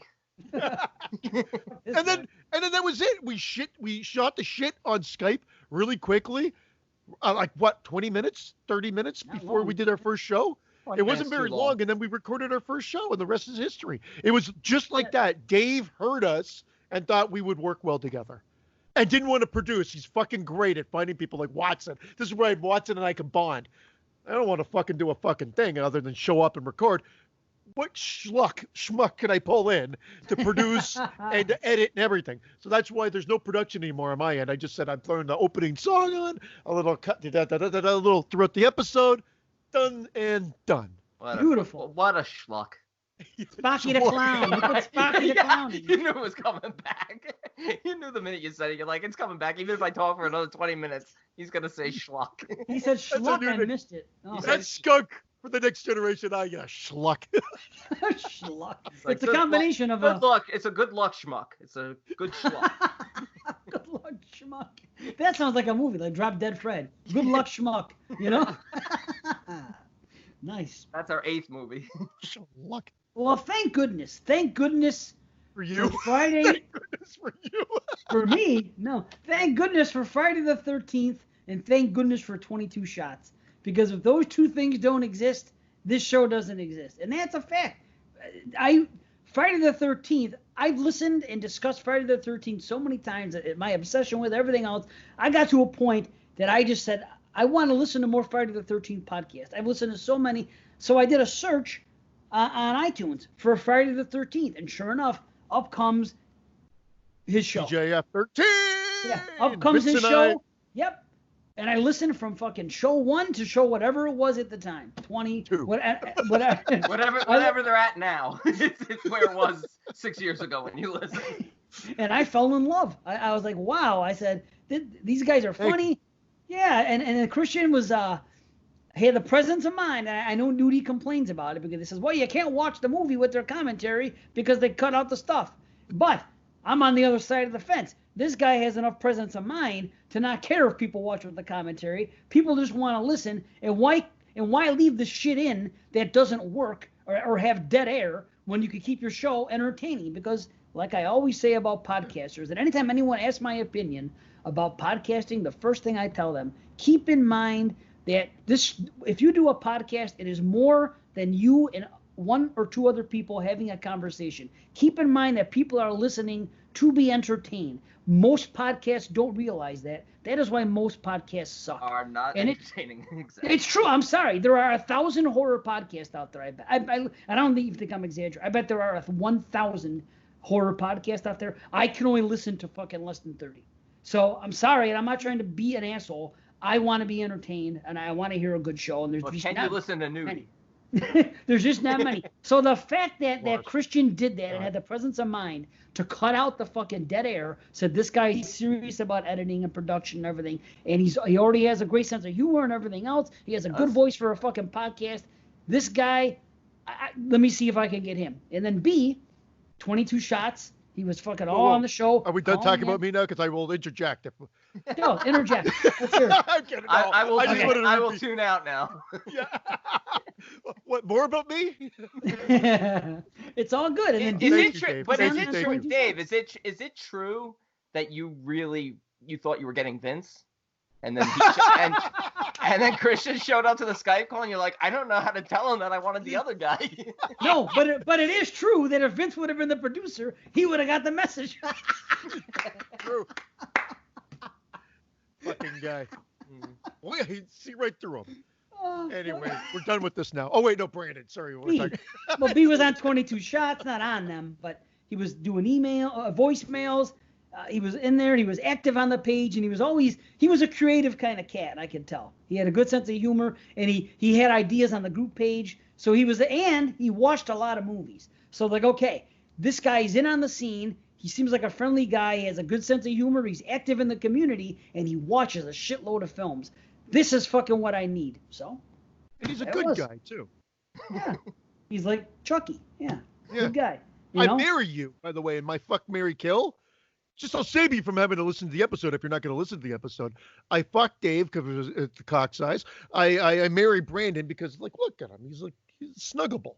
And then I kill fucking Watson dead in the water. On Cut to the Chase, you killed Watson? Why was Watson the choice? Why wasn't Dan those were the Chase? choices. Because he was the fourth member of Skeleton. He's the fourth member. He's trying to infiltrate the show a lot because he's been the most repetitive guest on our show. That was their thought process. I mean, that's where it came from. Oh, okay. Makes sense. But it's okay. You said it was reciprocal. He killed me, so perfect. I like to play Kill, Kill, Kill with Mike Merriman. Mama. Kill, kill, kill, Mike. Okay, I'm gonna give you a fuck, marry, kill, Brandon. Oh God. What's that podcast called? No More Room in Hell. You have Mike Merriman, you have Derek B, and you have Jerry Venom. Fuck, marry, kill. I'm killing Mike. All right. So he said that before. Okay. I'm gonna fuck Derek, and I'm gonna marry Venom. All right. Cool. I'm almost there. I think I'd marry Derek and fuck Venom. Yeah, maybe I would marry Derek because, like you say, he's snuggable. Like you said about me. Snuggle fuck. Snuggle fucks. Bottom line, Mike's getting killed in all. Mike has to die. We're killing him and we're killing his Mike. It is Mike. Oh shit. So there we go. Okay, now let's get on to the second part of this. Okay. Second. Have any one of you seen the film The Guest from 2015? I believe has the girl from It Follows and is amazing in my opinion. Kind of a mystery action horror. It's its own thing, but it is amazing. Just have yet to hear it mentioned. But I just might not have listened to the right episode yet. But if you had, I'd love to hear your thoughts. Not a full review, as I'm not at that tier at the moment. Just if you've seen it and if you enjoyed it, great 80s film vibe and soundtrack. Again, in my opinion. Anyway, thanks for the show. You guys rock. Stu, the new Watson. That's awesome. He called himself that. Yes. The new Watson. Even that's amazing. I have seen The Guest. I liked The Guest. I didn't think it was 1 ounce horror. I don't think it is horror. Everybody keeps saying, "Oh my God," because I think the director dabbled in horror. Yeah, it's Adam Wingard. Yeah. Yep. So I mean, he's been there and he's good, so it's a good movie. But I never got any vibe of horror from the movie. That doesn't mean it's not a good film. It's just probably why we haven't talked about it as much. Yeah, but I've there only seen it are once. people that rave about it and bring up horror elements. I never get these horror elements. It's Never. a thriller. It's a thriller horror. Yeah. I mean, I could see how some people would say that. I remember liking the soundtrack to it though. I remember it being very It's very really good. 80s like. But I don't remember the find movie that well. I only saw it once, but I remember being fairly high on it. I saw it for the first time. About a month ago. Oh, okay. I bought it maybe less than a year ago. I had it sitting there waiting. And when I went on that kill, when I was fucking sitting home for 16 days, and I watched 66 movies, that was one of that I had on my short list of movies I have to watch. So I watched it. Here's the worst part. The disc that I have, there were 3 instances where the Blu-ray went bad. So I probably missed out on maybe Digital 3 minutes of the film. So listen to what I did. I rejoined Netflix, as I told B, and I ordered fucking The Guest through Netflix, and I took the fucking thing, because I bought it from a Hollywood Video used, or not Hollywood Video, Family Video, and I sent them back the one that came with fucking Family Video. Nice. And sent it back to them, and then if they send it back, I'll just say that it came damaged. So there you go. I got my free trial of Netflix, and then I didn't cancel in time. Everybody out there. Well, I ended up spending $6 anyway. I could have just bought a fucking new one, but I was pissed off because I paid money for this one at the video store, and I go to play it, it doesn't work. What the fuck? Yeah. What if So I they have come to and watch punch it your other again. tooth out for stealing their discs? What's that? What if someone from Family Video comes and punches your other tooth out for stealing their discs? Well, poor Family Video. A lot of them are shutting down permanently. I looked them up because I'm waiting for them to reopen because I'm figuring they're going to have big sales. They've been shut down all this time for COVID, you know? So I'm like, I think when they open, I bet they're going to have good movie sales. So I just looked yesterday to see, and the one in Tonawanda where I live, it says permanently closed. There was like half of them are permanently closed and a couple are opened right now. Yeah, man. But I mean, I'm actually it shocked they're still sucks. kicking it around. And you know what they're guys- doing? And you know what they're doing with those movies? The same thing we used to do at Blockbuster. This was after I worked at Hollywood Video. We had to take them, scratch them with a scissor, and then throw them away. Hurt my soul. That's what they used to make us Serious? do. Yeah, we had to destroy them. Why? Why wouldn't they donate them? They let us take what we want. Hey, if you want, take a copy. But that was their company policy. And that's why Thank God Blockbusters they don't work fucking around. failed. Yeah, no, Well, it was They're a thing. King of the crop, and they just fucking sank. Because I used to have to throw ton bags of of bricks. movies away in the dumpster, but they made us take them out and scratch them with a scissor first, so nobody can come back and steal them. And there was always rumors that they, at the corporate level, they censored movies. So even if they were R-rated, if they didn't fit their realm, they would actually.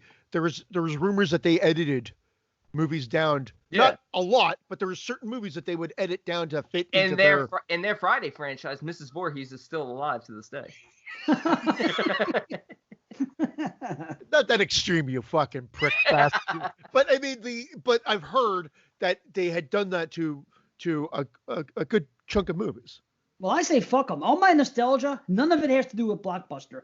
All my nostalgia from being a kid has to do with a store called Video Factory and another one called Movies Plus. Hell Those yeah. are the ones that worked out here. Blockbuster came in and Yeah. bought Video Factory. So it erased them. Movies Plus hung on for a few more years, and then they were gone. Then it was just Blockbuster. But by that time, it was like 91, 92, and I graduated in 91. So the bulk of my movie renting was in high school. In that age, so all my real good nostalgic memories come from Movies Plus and Video Factory. Yeah, not the fucking mom and pop shops. Yeah, before Yeah, the Blockbuster locals. bought out the ones near us, it was like we had Easy Video, we had Video Is, I don't know what the hell that was, is, huh? and we had Video Plus. I remember Video We've Plus. talked about this before, and I had Video Flicks and then Video.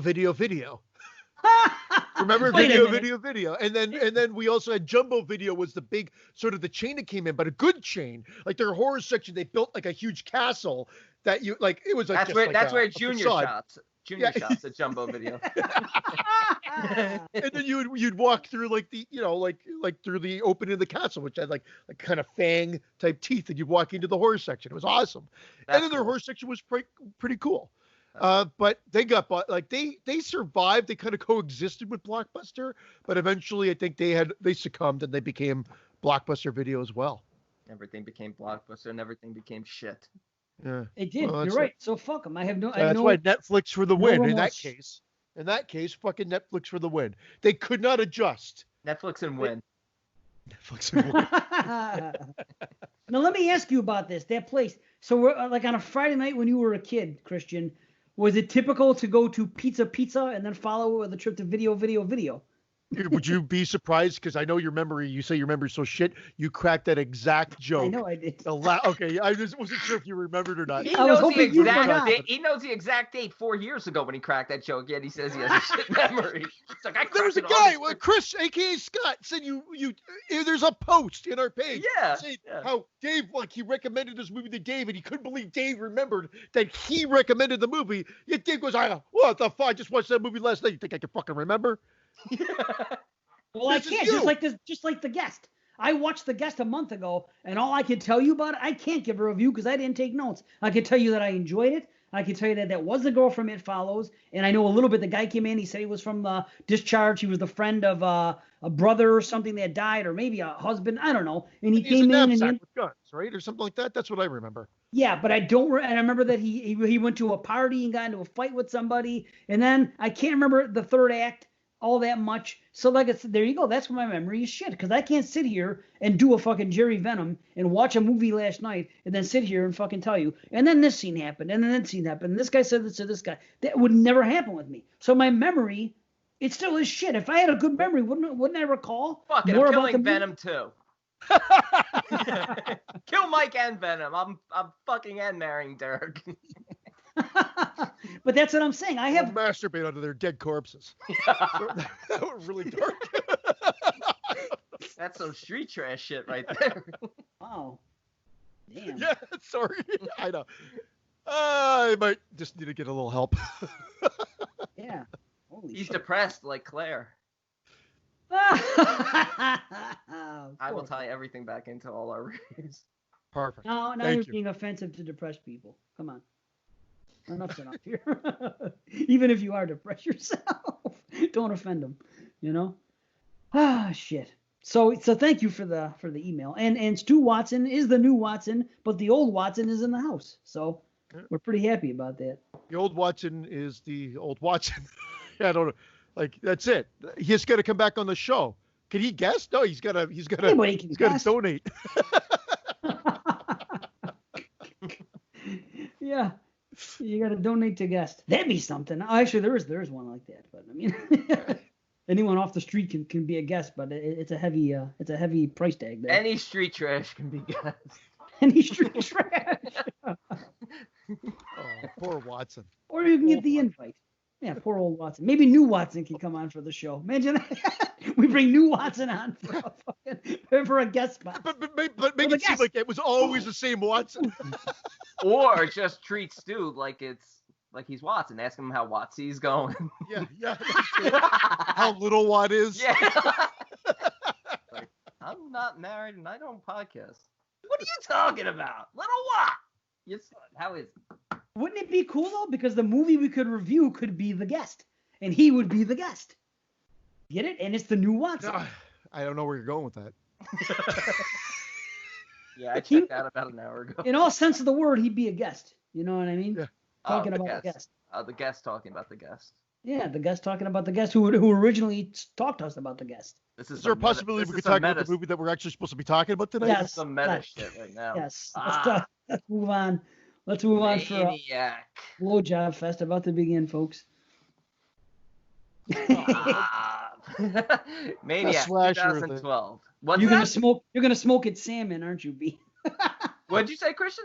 I said, yeah, of course you are, because it was your best slasher. Yeah, I love how people say it's not a slasher. Fuck off. If they call the original a slasher, they gotta call this a slasher. This is a straight up slasher. It's literally got everything that slashers are. It's more of a slasher than the original. This one's got tons of slashing. That's all he does is slash people. It's a whole movie. It's a fucking slasher. Maniac, 2012, written by Alexander Aja and directed by Frank Calhoun. I don't know if I'm saying that right, but as he helps a young artist with her upcoming exhibition, the owner of a mannequin shop's deadly suppressed desire comes to the surface. When I first heard that this was being remade, I had no issue with it because I'm not against remakes whatsoever. So I was just like, okay, I'll check it out. When I heard it was going to be first person, I had a little bit of reservation because I thought it's just going to be a gimmick. That's offensive to Indians and Native Americans everywhere. You cannot have reservations about a film anymore. I think he found that too. Shit. But man, do they make it work? I mean, they I'm not going to say they abandon it, but when they deviate from it, there's a reason why they deviate from it, and they cut from within the actual frame as well, so it works. They do a good job, and when they actually do the things where he looks up into a mirror, that's great too. Yes. They kind of, and it throws water in his face. Oh, I love that. Oh. There's so many great things that they sprinkle in that you're like, how the fuck did they do that? I was looking for nitpicks this time because everyone knows I'm super high on this film. I ranked it as my #1 slasher, and if I had to nitpick something or wish they would have deviated a little from the POV a little, I wish they would have reversed some of it. During some of the kills, there's 2 kills in particular when he kills the girl in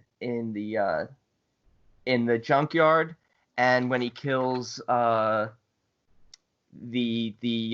art woman, critic, the art critic or her mentor or whatever. But where it deviates from POV to seeing Frank's face, I almost wish the kills had been the opposite, where you see Frank and then it switches to POV when he does the killing, almost withdrawing into himself and his shame, like the shame he feels for his mother and obviously the incident that started his crazy downward spiral in the first place. I feel like it would have said more about his break from reality over this last 6 months or a year since his mother died, since he's become a lunatic. I mean, I can't disagree with that. I believe it works this way, but that would have been cool too. I think if you're against CG, this is CG gore done well. Yeah, it's weird. Again, that's one thing I hear a lot of criticism of, and I looked for it. Just the first kill. The first, I love the first kill. The only critique with that first kill, the scalping should have been more brutal. The scalping is too simple on that first kill. So it's like he cuts a little bit and then it like rips off perfectly. That should have been more brutal. It's like Terrifier, exactly. That's what I didn't get the same when we talked about. Again, I hate to get on that, but the same thing happened there. I thought it was way too much for what happened there, but they did it here just as well. You know what I mean? Yeah, but some of the other scalpings were much more vicious. This first one should have been vicious. The title card should have come up while he was still cutting.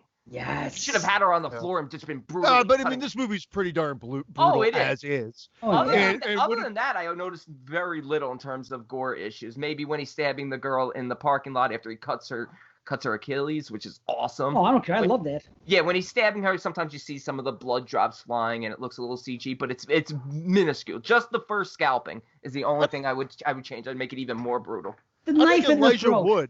I love the knife in the throat. I love it, but it looks, you could tell it's CG-ish. That's the only issue. So good. That's the only, it's a minuscule thing. I'm just saying. For like he said about the CG, that's the only one I'll give the people that are complaining. Is that, and that's it. And when this movie first was being talked about, I couldn't believe it was being remade. I go, I can't believe they're going to remake this. And then when I heard it was Elijah Wood, I was more turned off. I admit all that. I remember reading that at the time and saying, what the fuck? Then I remember it was Dread Central or some website was showing the first 5 minutes of the movie, and I didn't even watch it. I said, I did. I remember that. That was the promotion. That would have turned me on. Yeah. It was the first 5 minutes. I'm like, oh man, that music. Yes. Oh man, and the way it was done, I'm like, I can't wait to see this movie. Yeah. I thought that was a good way to do it. I think the other movie that did it way back in the day, the first one I remember was 28 Days Later. Really? That's how they promoted the movie. They showed the first, I don't know if it was the first 5 minutes or it was a section of when you saw London with nobody in it. They showed the first 27 days. But anyway, great way to promote the movie. And I did watch it, Dave. I remember that. And I was a little perplexed about Elijah Wood. But I just said as we were talking, I would love him to be a guest on this show. Yeah. He is great in this movie. I really liked him in Come to Daddy. the quirky role there, and he's a horror fan. Yes. And Yes, he'll talk about being a horror fan when he's on talk shows and stuff as well. And I respect that. He was on one of the documentaries recently. I forgot which one it was. I've been watching so much stuff, but he was on a horror documentary recently. And yeah, that's a great thing. You can tell he's a horror fan, and he's terrific in this. And I like the fact that it's a complete change up from a Joe Spinell type. It's still nasty and a dirty movie, but it's much more of a artistic take on it, whereas the original is much more of a sleazy exploitation. Yeah, the originals. Let's keep this camera lingering on it and show every gritty, gruesome detail. And this one's doing that, but with that artistic flair to it as well. Yeah. Both work. Both end up working because the original Maniac had a fan base, but I think it grew a cult following, which is why we got a 4K 4-disc release out now. Because who would have expected that from Maniac, the original? Yeah, a week after the 3-disc Blu-rays that came out, too. They keep Which I have. They keep releasing that movie every 4 weeks. I know. It's crazy. And here's what bothers me. Sorry. This Blu-ray. No, I'm sorry. Yeah. This Blu-ray here for the remake looks better than the freaking the 4K, not the 4K new one, but the 4K mastered transfer on the blue. I was waiting to get blown away by that, and I watched it, and it was good. It was a good-looking blue, but this Maniac, which is a regular Blu-ray without the 4K transfer, looks better. So I wish I would have held out and not got that other Maniac and waited on the 4K, but whatever. It is what it is. I'm just priced, but right. I guess yes, it for is. a reason. But anyway. So I'm sorry. Sir. No. There's nothing to be sorry about. This is what we do, and I've done it numerous times. So then we're always going to be Canadian and apologizing for every move we make. But that love note that we talked about earlier with the reflection that does the poster art of the original. So cool. Just great. I warned you not to go out tonight. Poster art. It was just a fantastic homage to the original, and homage. I'm fucking saying it the proper way. It is an homage. What? Someone wants you to say homage? Homage. Fuck that. That's homage? That sounds like a bad breakfast cereal. Yeah. What are you having a bowl of homage? Peas homage pot. Peas homage pot. I can't say it. What are you doing? I want to say like that song, peas porridge hot, peas porridge cold. I was trying to say peas homage hot. I fucked. I couldn't do it. My mouth didn't work right when I tried to do it. I said pot. But Elijah Wood brings such a level. Who would have thought? Like again, Dave, I said there's reservations about him being in the movie as well. You can say that. Now you're being offensive. I'm a Braves fan. Oh, I'm a Chiefs fan. Oh, yeah. Anyway, Jesus Christmas. Tickle my ass with your feather. Tell me that woman is not super attractive. Which one? The beginning? Yeah, they all are, but the beginning one. Oh, they're all the main girl, the French girl that wants the mannequins for the her. French girl is absolutely stunning, but like the movie is filled with like I think every girl in it is super attractive. That first girl, Judy, and I love the fact that she sees him, she runs, she gets in a car, she gets home, she feels she's safe. But that voiceover of Frank saying, "I know where you live," I've been following you for a while or whatever, and it's like, he's like, "I know where you live, I'll see you later." And that music, just the electronic music used throughout this whole film, just so menacing, so perfect. And man, I got a buddy who absolutely despises this film, makes fun of me for it, thinks Elijah Wood is awful, and I'm just like, I feel like it's such a great performance. I feel like it's so understated. It's such a great performance, but he's also got to work with the director and the cinematographer of choreography, like the whole choreography, of certain sequences. Yeah. Of making that work too. Like it's not just voiceover, but like the way that they stage it and everything like that is fantastic. Yeah. Like just from that standpoint, it's worth a watch just to see how they pulled it off without it being. I mean, it is a gimmick. At the end of the day, they decided to do this for a reason. Put you in the point of view, but it works. But I like that when you're dealing with a psychopath like here who is completely snapped. So you're a voyeur through his eyes. You're you're in the mind of the killer here. That's why I wish it like the kills were reversed, like they panned out and you would see Frank a little bit more in his stalking phase, and then when he's killing, you'd pull back into the POV, kind of like hiding in his mind, like I like that with his shame. But either way, it's still great. It's still great. Because they have pulled out before, but when you're talking about in those exact moments, I feel like it should have been reversed. Just reversed it. But, let's face it, they took what Halloween created at the POV, Friday the 13th, like extended, and we've been put into the eyes of the killer before, but this is now figuratively, like now this is the whole movie. Yeah, this is pretty close to the whole movie where we're in there, and there's. Well, that's just it, right? But has that ever been done? I don't think so. I don't think there's ever been a movie where I think Friday kind of did it the most when they came around, because honestly, Halloween did it for the opening segment only, and Black Christmas did it very sparingly. The opening segment, maybe one other thing, and prior to that, Hitchcock did it, and Peeping Tom with a camera, but just little bits. I bet if you added up those movies, none of them would ever be over 10 minutes. Like maybe Friday. They did it a lot in the first two, a lot of POV, but this movie takes it to another level, and they keep you in it, but yet still showing the cleverness of seeing the character in a mirror, different mirrors, different things. I mean, so many different ways. The splashing water, repeated, because he's throwing it at the camera, then looking up into the mirror. Oh, it's so good. It is like that way. Yeah. Okay, B, you mentioned this earlier. You said something about the beginning of this or what. Do you feel? Because this was my note. It was a question. Are we witnessing the start? Like when he kills the first girl in the thing, is that the first kill? I think maybe there was one kill prior, because when he takes her home, you already see one mannequin with something on it. But is this the beginning of his collapse right now? We're just witnessing it live. Yeah, I think it's at the very beginning, because he talks about the incident. He talks about his mother dying this past summer. So we don't know like what the time frame is, but that's really the incident that set it off, because all his repressed,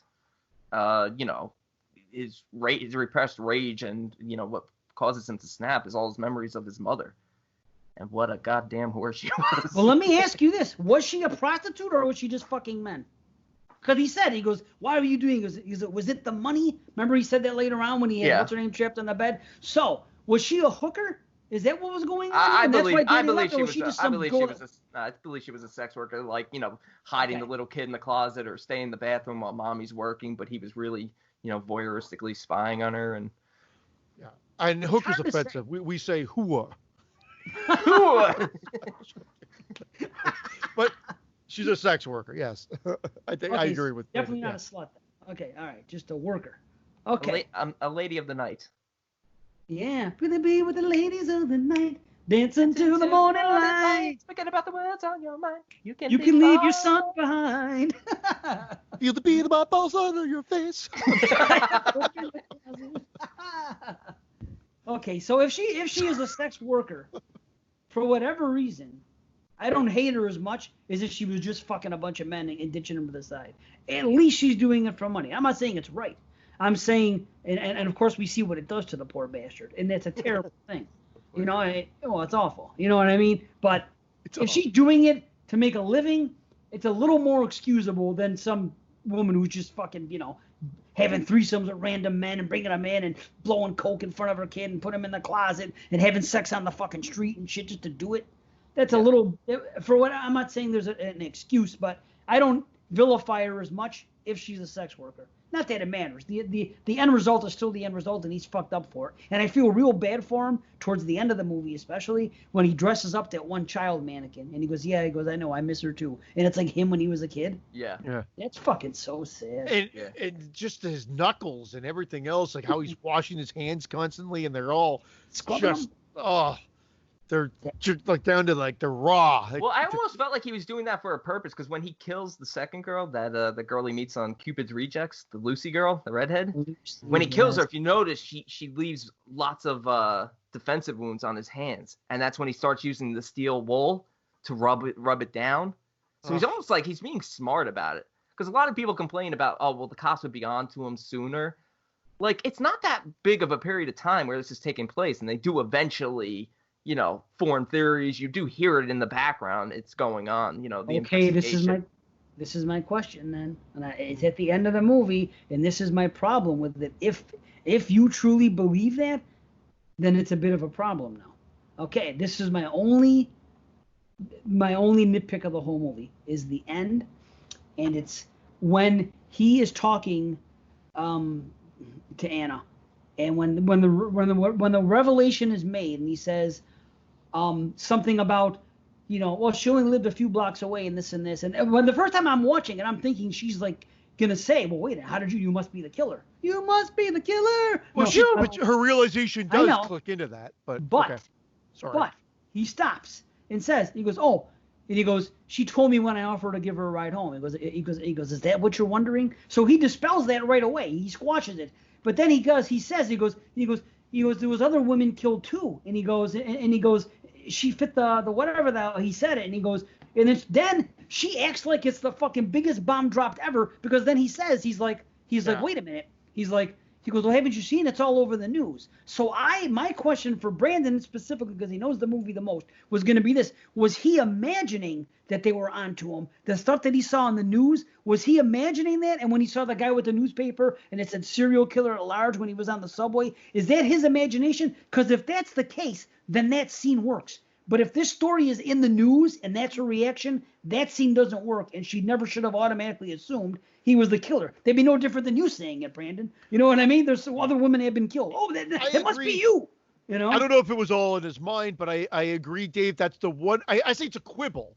It's a smudge on a rather good movie.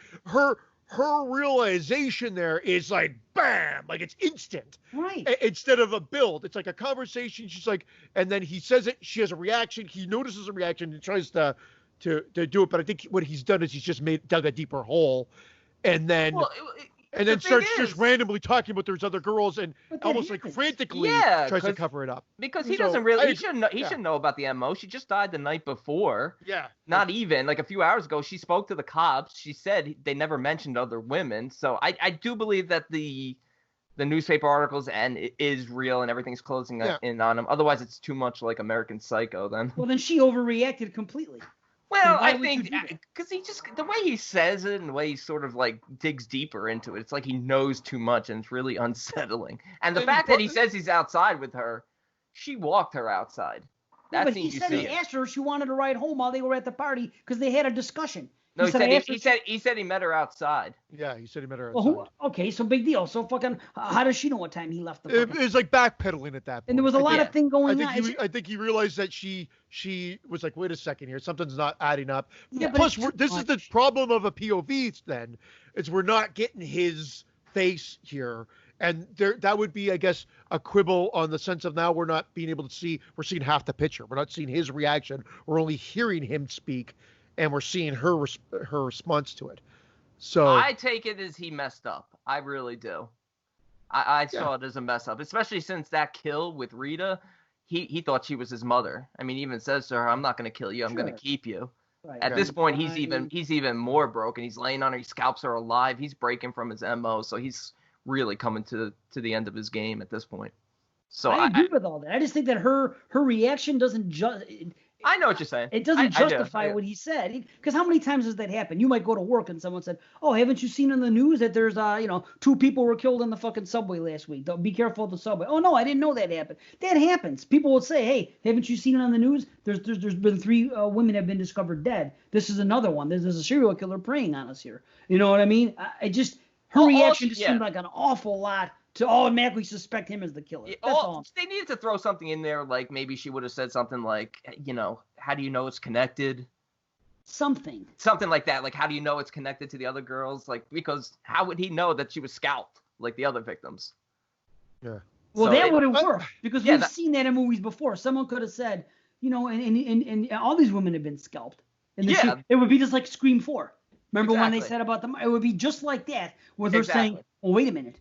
How did you know about that? That hasn't been. They didn't tell me she was scalped. How did you know that?" Exactly. You know what? That would have worked better. That's what it needed. Just something like that. Yep. That's again, it's a nitpick, but it's something that I picked up on this time that I had to bring up. Other than that, I had no complaints. Yeah. I feel very strongly about this film, but since it came up, I had to mention that. Yep. And I noticed it as well, D. I don't really necessarily think it doesn't ruin the movie or change my rating, but I definitely noticed that was just a little abrupt, but they wanted to turn it and get it to that final act or climax, because I think we're already in the act structure is kind of weird in this movie, because I don't think there's actually, I don't know if I'd say there's 3 distinct acts. But it doesn't overstay its welcome. It's like 85 minutes. This thing moves. Right. It starts with a kill, and it continues consistently with the kills, builds the characters decently, and it doesn't overstay its welcome. Yeah, you can't really cut anything. The other 2 movies we said 10 or 15 minutes. Actually, builds its characters better than decent. I actually think. I think it does a great job of obviously Frank and Anna's relationship, but I think also his relationship with his mother. And I like the fact that they bring the boyfriend into it, because it shows that he's sort of like a weak individual, and he hates that about himself, because he doesn't even stick up for himself when the boyfriend wipes his hands on him. But it doesn't break from his motive, his modus operandi, when because if they had him kill him, I feel like that would have broken from the type of character he is. His hatred is sort of fully directed at women. I don't think he's weak. I don't think he's weak when it comes to that situation with Anna, because I know. Okay, I'm not gonna say I know. I would be willing to wager that this has happened to every one of us before. I know it's happened to me. Women sometimes will do that, and they purposely won't mention that they have a boyfriend. And it seems like they're sending you all the signals, and you're going out and you're hanging out with them and you're talking to them. Then all of a sudden the news breaks, oh, I have a boyfriend. You're like, well, what the fuck are you doing with me? I thought we were going somewhere here. You're putting me in the friend zone? We didn't start off in the friend zone. This seems like it's building to something, and that's what I believe is going on with him. And you can see he gets a headache right away when she says, well, let's go out for drinks with my boyfriend and this and that. And again, he immediately pulls back and is like, I gotta go home. I have seen situations where the woman will do that, and she still wants to fuck the side guy, but she wants him to meet the boyfriend to show him that it's copacetic and that they're hanging out and this and that. And people are weird, But still, I understand his reaction there. But then later on, and I don't like this guy at all, but for the first time watching the movie, I understand why that guy had that reaction in there, because I don't know if she told him that he's gay, the guy that I'm working with, but she works with gay men in this business that she's in and everything else. And then he says, he's not even putting them down. He goes, she has her gay friends, and that's one great thing about it. He goes, she's hanging out with them, and I don't have to worry about them fucking her. And he goes, well, wait a minute. He's like, I'm not gay. So I think the boyfriend got offended, got mad that, wait a minute, you're not gay. Well, obviously you're probably trying to fuck her. So now I'm going to dry my hands on you. You know what I'm saying? I don't think he was doing that just to be a dick. I think he was just sending him the signal, hey, oh, you're straight? Get the fuck away from my woman. And that's how I'm going to let you know. I'm going to dry my hands and walk out and say, good talk, buddy. I saw him as demasculating him by making a comment. And still wiping his hands on him was just like an added dick move. I mean, the guy was a full-fledged dick. But the whole point is, I'm just glad that he didn't kill that guy, even though I wanted him to, because that would have really broken with the formula of the film, if all of a sudden he's killing men too. That's true. I hear you. For whatever reason, this time I kind of saw it a little bit from what his point of view would be. Like you know what I mean? She led me to believe that this guy is gay and everything else, and all of a sudden, oh, wait a minute, I'm not gay. Well, what the fuck you doing? I don't know. I'm just saying. Maybe she is a little flirty. Maybe she there's a history with her. Who knows? I don't know. What about the actual? Because really, this is the famous Brandon line. If you're going to remake it. Indeed. Kind of like Suspiria you're talking about, Dave. But where I'm going with it is, what about the kind of more traditional ending that kind of takes a page right out of the original, with the spirits of the zombies, if you will, of all of his victims coming back to kind of love it. Yeah. I love it. I love it too. It's just it's funny because the movie's lucid with the scalping and a serial killer, and that's really the connection to the original. You got the Easter eggs that we talked about. Issues with the mother, right? Issues with the mother. Things that have led there. Mannequins. But that's the most direct comparison to and the original film. And the subway chase, which it didn't culminate in the same place, but there was still a subway chase, and there was writing on the subway, which was done well. That's a way to remake a movie. Put little bits in it. But yeah, I hear you. That was almost exact. Well, I liked it. Don't get me wrong, but well. it was interesting in hearing your take. I knew Brandon would like it because of just the. It's weird. I really feel like demasculation is a kind of a theme in here, especially since all the images he has of him like neutered as a mannequin. Oh yeah, you're right. I mean, it's weird. It's there. No, it's there. It runs through it. You're right. You're absolutely right. Let me ask you, did you guys see that picture in the beginning when he was surfing, when he was meeting Lucy online? He was going through other pictures of himself until he finally settled on the modern one, of course, to show it to her. Did you guys see the one picture? I think that it was a picture of Elijah Wood from The Good Son. Have you seen this character in The Good Son? He's sitting in a tree and he has the long hair, right? You think it was like maybe another Easter egg, like just like for fun? Yeah, like almost something. like a callback. Yeah, and I've only seen that movie once, but I specifically remember what his character looked like in that movie. And I'm like, wait a minute. I go, that's a shot from The Good Son. You know what I mean? There was a shot of him in the radio flyer? No, there wasn't. Oh, shit. I guess neither one of you have seen radio flyer? Or? No, remember we talked about this before on the show? You recommended I see it and somebody dies and it's a sad ending and everything else and he's in it and I haven't seen it yet. It's one of those movies where if you saw it as a kid, you would think it was a happy ending until you grow up and an adult explains to you what actually happened. You're like, what? It's one of those. It's like, what? They didn't make it? Oh, man, I got to see it. Is it a Christmas movie? Yeah, I can't get excited for Christmas until I think of dead children. So, yeah, it's definitely a Christmas movie. This December it's on. Okay. Now, did you guys realize her description when he met Lucy at the bar? And she goes, well, you weren't what I was expecting. And he goes, really? What were you expecting? And do you realize what she says and why? Joe Spinell, she was describing. Yeah, she describes the fuck Joe Spinell. Exactly. That's so good. Yeah. That was another cool little homage. Yeah. God damn it with this homage. This shit's cold. Oh shit! I love that scene with her and Goodbye Horses and taking. First of all, always makes me. Goodbye Horses was used great here. Here's awesome. Yeah, it's great. It makes me think back to my 20s. I miss fucking doing your cock into your ass. I miss hooking up with a girl online. You tuck it between your legs and then you have a tickle fight with a friend, and the first one that pops out loses. I miss that, yes. No.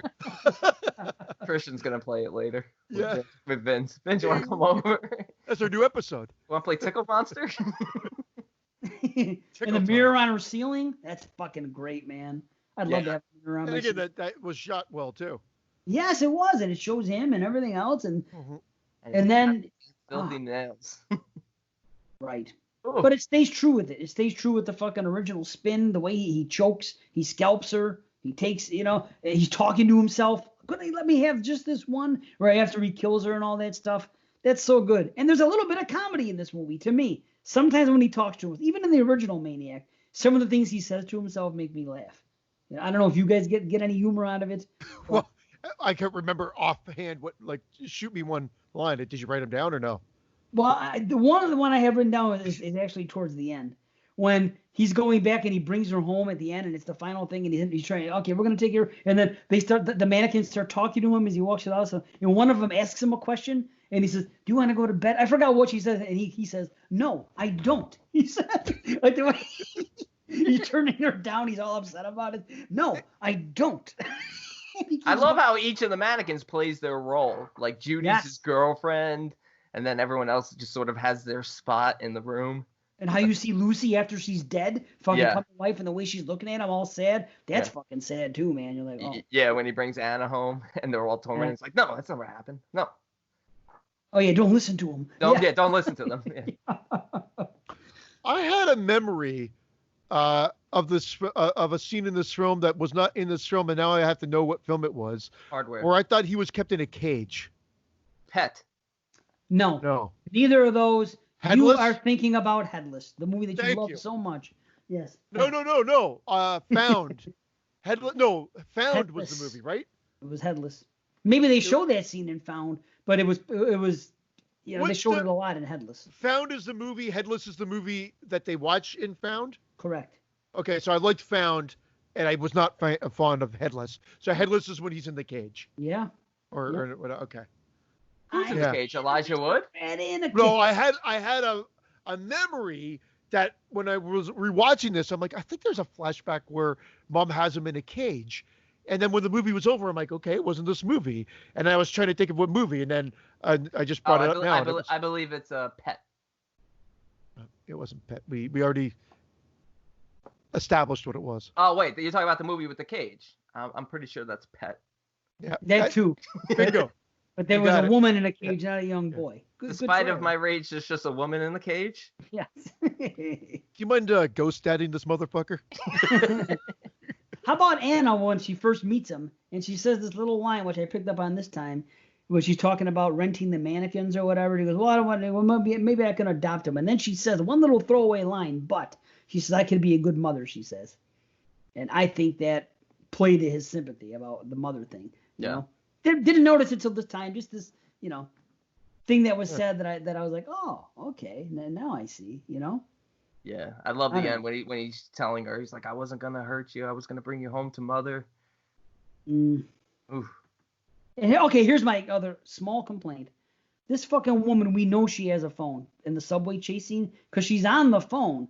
She's fucking doing shit in her fucking cell phone. She's on the damn thing on the subway, right? You remember this, right? And then she's looking up and she sees him and everything else, and then she gets off and he follows her. Now she's running through the fucking subway all this time in the street, not one time does she fucking dial 911 or anybody. You have a phone on you. You have a lunatic chasing you for fucking 10 minutes. How do you not fucking call the cops or anybody? How did I not pick up on that? Because I was watching that and I never even thought about it. Yeah, she looks up from her phone and sees him staring at her in the subway. True. Yeah. No, I remember that. Something. That's why I'm just... Yeah, I mean, there's an argument to be made there. There's also, the argument to be made about the subway and, the streets being so damn empty. But I guess, fear kicks in. You're not being rational. She's just worried about getting away. That kill's brutal. Maybe she doesn't really, I guess, know the severity of the threat. She just knows this crazy guy's following her. Yeah. It's a small complaint, but still, I noticed it. I'm like, they show you she has a phone, but then when you need it the most, she doesn't do anything about it. No. Yeah. But it's a great kill, of course. For sure. It is. It is a great kill. Yeah. All the kills really are. I mean, all the scalps are fucking towards the end when he has what's her name too, when he's just cutting into her back. I don't even know how they did it. It looks so good. It looked real. It cuts perfectly real. Yeah. Like and the little noises? scrapes and then they open up. Yeah. Yes. Damn. No, there is a couple. I was like cringy a couple times. I don't do well with the slicing of the Achilles tendon. Oh, like that was under the car. Yeah, like, that was brutal. That was like one of the first like cringy moments. But there are a few cringy in a good way. Obviously that they were unsettling, so it worked. Yeah. Oh, for sure. I feel bad for him too because he was almost there when he goes over to Anna's house and she's like there and she takes off her robe or whatever it was and he's I know what you need. And he starts to massage her and then he opens his mouth about something. I forgot what it was. He said something, but he was almost there. She was letting him in. She's like, come here, massage me. I'm like, this guy might end up getting the girl. Because he wouldn't have hurt her. And we know he wouldn't have. Just like in the first one. He didn't have any intention on it. And he even said, I never laid a hand on you or something, he said to her. And it's true. Yes, he had this other life and he was a fucking lunatic. Didn't he have a bout of like his headache kicked in or something like that there? That scene. That was earlier in the movie when they were sitting outside and he got the migraine. But then they had the scene of them going to the movies, seeing Cabinet of Dr. Caligari. That was a cool that was scene great. Where he sees the other girl turn into the mannequin and he's being haunted and that she even talks about at the end of the film them all ending up in a mental asylum and how he sees it as a happy ending. There's a lot there. But yeah, he never intended to hurt her. I mean, he does punch her the one time after she stabs him in the hand. He punches her through the glass table, but really more of a defensive wound. Of course, yeah. You get the other guy good, fucking cleaver to the face. Oh man, that guy had a Sparkle commercial the next day too. Oh yeah. It was like the Crispin Glover, but into the mouth.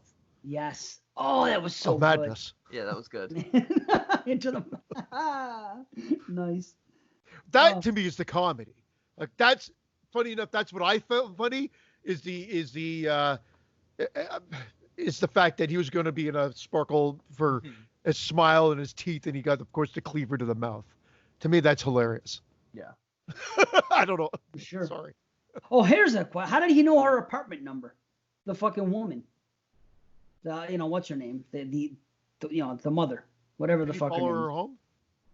Well, Yeah. they showed the guy coming outside. She had already gone up the elevator. She had come in, and then she went and she checked in with the guy at the desk, and then she went up the elevator. Next thing you know, the guy at the desk gets distracted by something outside, or to let somebody out of a door. Forgot what it was. But he walks in, and he goes on the guy's desk, and he steals his key, and then he goes in the elevator. How would he have known what the fuck her condo or apartment number is? He took a key. Maybe you looked her up on the computer. Yeah, the computer. Again, Yeah, it's a nitpick, but it's something yeah. I noticed. That's all. That's what I do when I'm watching a movie. And again, aside from those three little things, there's really nothing to complain about. The effects, KNB, are fucking great. The story's great. It's sad. The flashbacks are all top notch. You feel for the character. Soundtrack is great. It's on Apple Music. If you got Apple Music. Rob. Yeah. It's so Soundtrack good. by Rob. It's so good. Rob is great. Rob is fucking 3 for 3 with me with horror. He's done this. He's Rob done G? Revenge. Rob G. Yeah, it's really his. It's his alter ego. Yes, the creep. No, I'm not saying that. He did the soundtrack for He's Creep innocent. and Creep 2. He really does look like Rob G. There when he does is. that. Rob Stop. G. Stop. Oh, it's so funny. Want to see my cock waves? The closer you get to the screen, you look more like Rebecca, though. Aww. Kill Oh him. shit. So anyway, he did this one. He gave you an aw. Yeah. Aw. Revenge and Gretel and Hansel. 3 fucking great soundtracks, man. Rob, check them out. Although it says R-O-B for Gretel and Hansel for some reason. They fucked up on iTunes. R-O-B. It's the same guy, though. Still how you spell Rob. Minus the periods. Yeah, it's like R-I-P or RIP. Big difference. I ripped the fart. I rest in peace the fart. Well, I guess you could rest in peace a fart. I mean, you kill it. It could kill a room. Anyway. It does. How about the art showing, her photo shoot, the mannequins? That was cool with her face on it. Yes, it was. That was really cool. Yep. Yeah, that was some Disney Haunted Mansion shit. Yeah, really. Yeah, basically. Yeah. Grimsby ghost, come out to socialize. You have Brandon's face on there. Boom, boom. That'd be great. But it is an in-out done. I love when movies know not to overstay their welcome. There's enough, I guess, meat on the bone, as Dave would like to say. It gets you right into it. You're in the eyes of a psychopathic serial killer at this point who's got mommy issues, and you're just gonna take this ride with him for the next 85 minutes, and it moves along. Great kills, great backstory to understand why he's doing it. He's even having visions of his mother having sex on the street, even though it's just some random hooker having sex with a guy. So he's becoming more and more delusional. He's becoming Are you more serious? and more. Yeah. There was a random hooker having sex on the street, not his mom from the past? He saw it as his mom, but then when it pulled back, you saw it was just a random. I thought it was Anna. I thought it was Anna's face when he looked again. That's what I saw it as. And he was imagining Anna all of a sudden. That's what I thought. I thought it was just some blonde hooah. Really? There's going to be a blonde whore fucking some guy in the street while he's there and not thinking anything of it? Come on. Really? I mean, I'm not saying it's not possible. I just took me to a different place. I'm shocked. Not possible. I'm sure it happens more than I thought. I think it's a flashback. I don't know. You don't have sex on the street. Hookers are smarter than you. I don't have sex on the street, but people do. Well, people do, drunks out of a bar, but not a hooker. I mean, Well, then what do you think if it was a memory? It was a memory of his mom having sex on the street. That's right. But That's it fine. pulled back But and then showed she's the having actual. sex on the street. So what difference? But that was the fucking memory? 70s, and this is No, 2010. No, I'm with No. Dave on that one. When he has a vision of the mother, I don't think it's necessarily the vision that his mother had sex on the street once. He's just seeing his mother as having sex on the street because he's witnessing two people having sex on the street. Oh, I thought that my was a- joke was what difference does it make? Yeah, that's fine. But no, I know what No, you're saying. no. But there's actually two people having sex on the street here in the movie, unless I'm crazy. I never thought that. First and foremost, when his mother would have done it, it would have been a different time. It would have Maybe been it was in the fucking... Madeline O'Malley. The 70s. That's what I was arguing. Dave was like, there can't be people having sex on the street. I'm like, but if he's having a memory, what difference if it was a memory of his mom having sex on the street or two people actually having sex on the street now? Hold on. Because if it's a memory, then it's not real and no one's there. There's a huge, there's a huge, hold on now. A vision of his mom being a sorry. Hold on. There's a huge difference. The first difference is time period. Let's say this is the 80s or the 70s when he's young and he sees it. It was a different world back then. It's not like doing it in fucking 2010. It's just, there's no way you're going to get away with that nowadays. Maybe back then it was a little easier. Now, I'm not saying that's a fact. Number two, maybe that did, what I'm saying is, I thought his mother did that, and he was watching it happen, and she was telling him, get in the car or go, that this was a memory. But now, number three, you think that fucking people are just having fucking sex on the street in 2016 or whatever the fuck this year is made, and he's walking by and they're just letting it happen? I don't know. I believe that was happening. Yeah, I just thought it was a flashback. It would have been a flashback had he only seen his mother to me, but you saw just some random blonde girl then. Why show that? Blonde? I didn't see it as Anna. Oh, I saw it as Anna when she turned her head. Well, if it was Anna, then it's a double flashback, or that's what I thought. A flashback to a flash forward to a flash like a double sideways. rainbow. I'm thinking of Hellraiser 2 maybe when fucking Chenard looks in and he sees those people fucking when he first gets in there having a threesome, and they looks and the face turns and it's fucking what's her name, Claire Higgins. Which one is Hellraiser again? Oh, for Christ's sakes. Anyway, Christian, I don't know. What are you doing? The mystery of. Oh, I was just responding to something on. He's texting his dentist. That's I need this fucking tooth fixed. I can't even talk. Fix I'm whistling on air right now. I've got some pain actually here. Actually, this episode I've noticed. I haven't had pain before. Oh no. Yeah, that's oh no is right. You better get some Oragel. Yes. Or keep cocks out of your mouth. That's a good start. What about the hair necklace that he gives her? Do you think that hair necklace came from what's her name, Lucy, that he just killed? Because he says I think it's horsehair. Maybe that was a fucking yeah. You know, I never thought about that. That'd be pretty creepy. Well, why would he have a hair necklace? Well, he also did say, "Why so long in the face?" Why you so long in the tooth right now? You know. She also said, "Nay."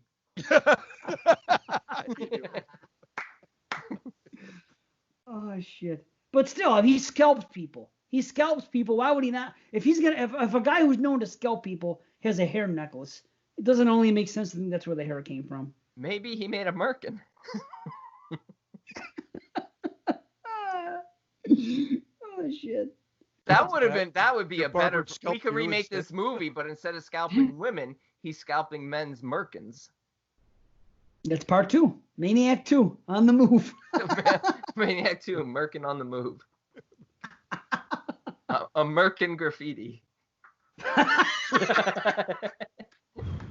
Oh God, that's a joke.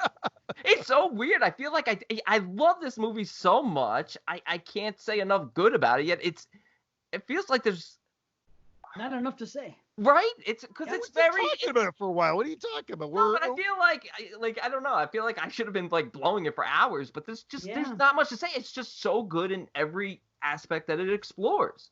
Frank, the girls, his relationship with Anna, his demasculization, the flashbacks of him becoming a mannequin, turning into this sort of like plastic like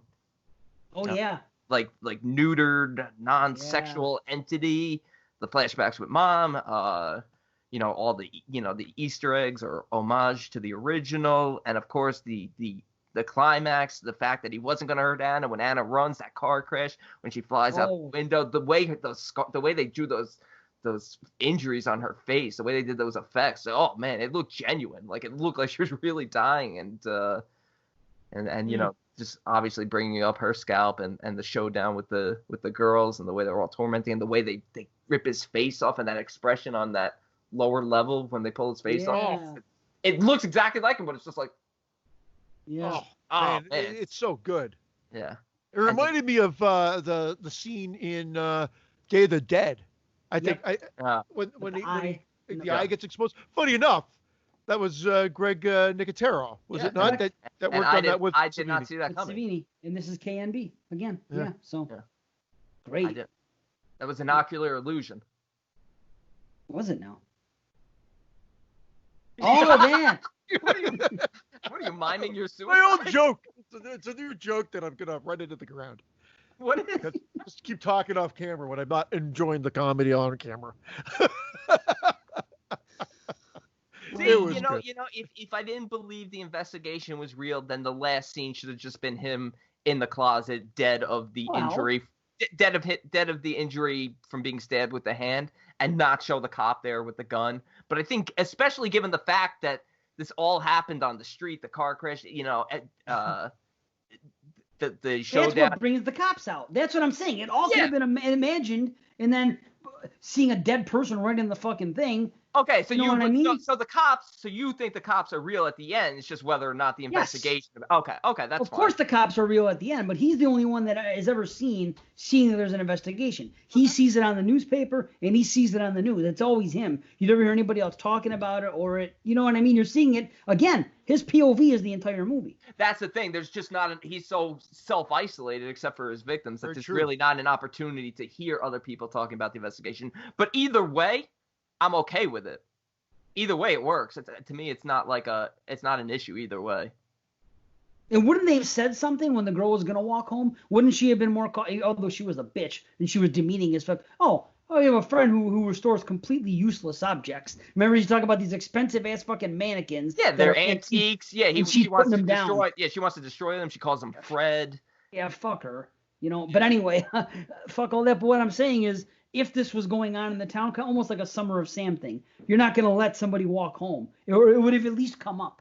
You know what I mean? When the boyfriend comes out and says, okay, see you later, and she gets mad at him, when she was getting ready to go, wouldn't they said, I don't know, you should be careful. There's been things in the news. What did he say to her? He said something weird. Oh, bye-bye, sweetie. Like, just kind of ushering her out the door because he wanted to do it.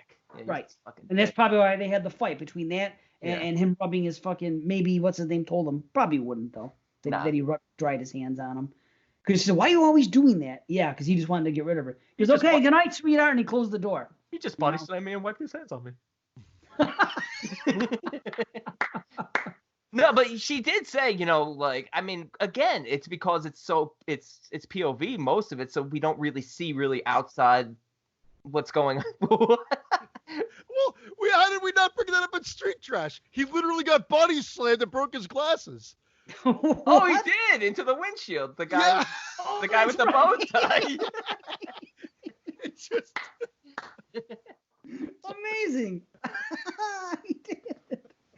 Oh, that's great. Sorry, B. I just started laughing. Didn't that happen? And we talked about Luke and his loose-fitting underwear in the Innkeepers. How about the woman at the junkyard with her loose-fitting underwear? That was a connection. Yeah, she was almost wearing like a diaper. I'm glad it didn't get into really nasty, disgusting stuff, though, because when I'm seeing them, I'm like, oh my god, this is going to get really gross and nasty. And yeah, I mean, some of it is, but it didn't go over the top. You don't think that the yellow goo shooting out of her? I thought her kill was probably the weakest. It looked a little wonky. There was weaker ones than that. Like, what's his name coming outside of the fucking the liquor store owner? Ed? I liked Ed. Don't spray on me. Don't drip on me. Ugh. But the way she was doing it and dripping, you notice that every single one of them, even when they were just ahead and nothing else was left, they were still able to scream. Every single victim. So they have no vocal cords, nothing. I know we've gone back to Street Trash now, but we didn't talk about Bronson's head smiling as when he jumps over him. Oh, because she doesn't wear her fucking underwear. For exactly, yeah. That dirty bird. Wow. Yeah. That was great, though. That was great. Like, Smiles looks up her skirt. It was a good fake head. It was good. Yeah. It was a fake head explosion. Anyway, and this movie is great. It's funny though, because when we did well, Brandon, you I think rated both of them 10 out of 10s, correct? Am I wrong in thinking the original Maniac and the remake? Original, I think I gave a 9 or 9.5. The original was like my number 10. It was all of our number 10s. Oh, that's right. It was all of our number 10s. It was all of our number 10s. And I think, Dave, you and I, no, we didn't give it 10 out of 10. I gave it a 9. Yeah, I gave it a 9. It was my number 14 slasher. That's what it was. I will say this. If we were doing it again, it would be higher than 14. The original or this one? This was 14. The original was 10. So what I'm saying, if we were to do the slasher show again, it would be higher up than 14. It would have maybe. Yeah. I went up on the movie. What were we talking about that we broke into street trash? Oh, I said you just broke my glasses. You brought up. Oh, the cops coming out because of the car accident and obviously the commotion at Anna's place before he even wraps her up in the shower curtain and takes her home. Yeah. Okay. So that makes sense. I like the cover art of that cover because I think the Blu-ray has some horrible cover art. Yeah. But the poster of like the mannequin. Shower curtain. Yeah. Looks amazing. Yeah, the Blu-ray's not great. I think eventually this will get a really cool treatment, like a really cool edition. I would love like a steelbook of this. It's underappreciated. I don't know. I don't recall. Maybe I can look it up quick. Where it finished in the top 100. So as far as the listeners and everybody else's opinion on the movie, where they stand. Yeah. I don't know, but I mean. I just feel like people do rank it up there when they make their lists of the best remakes, best horror remakes. It's always mentioned. It's mentioned fairly consistently. So I do feel like it gets its due. It's number 7. I was way off. Okay. It finished ahead of it. Chapter 1, Black Coat's Daughter Train to Busan. It was number 7. Get Out was number 6. So yeah, people do love it. Yeah, it gets its due, and I think it's deserving. I think it's everything a remake should be. I'm with you. I'm with you as well. I think we're all there. I think at the end of the day, it's a perfect example of what we always say or what you've always said. And so I'm right there. I think you were a 10 out of 10. It was your number 1. Yeah. I think both Dave and I had it at 9 out of 10. I don't like, I don't know I feel like it's on par with the original in a different way. Exactly. So I feel like I have to almost give it that. Well, you know what? In the slasher show, I gave Maniac 9 out of 10, and I gave Maniac 2012 9 out of 10. So I do have them aligned. I'd probably come up on the original Maniac now. I was nice. at 9. I'd probably come up on that one too. But like 4 of my top 5, I think were 10 out of 10s. Like I'd give the OG Halloween, the OG Friday, Nightmare on Elm Street. I'd rate those all 9.5 10s. I love them that much. They just are that special to me. Black Christmas, I love, maybe 9.5 for that, because there are problems. Admit it. But we're not getting into it. No. I gotta take these kids somewhere soon. So okay, all right. Well, it's already in the Hall of Fame. If he gave it a 10 on this show, and we each gave it 9, I believe it did make the Hall. I believe it did make the Hall of Fame already. I'm sticking with a 10. I love it, everything about it. So nice. Yeah.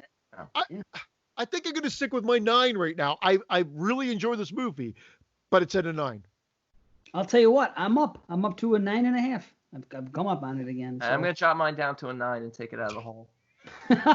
Just kidding. Of course, I'm keeping it on par with that original with my rating. On par? I didn't know you play golf. Not well. How about putt-putt? Putt-putt? Yeah. Did you ever play putt-putt with Junior?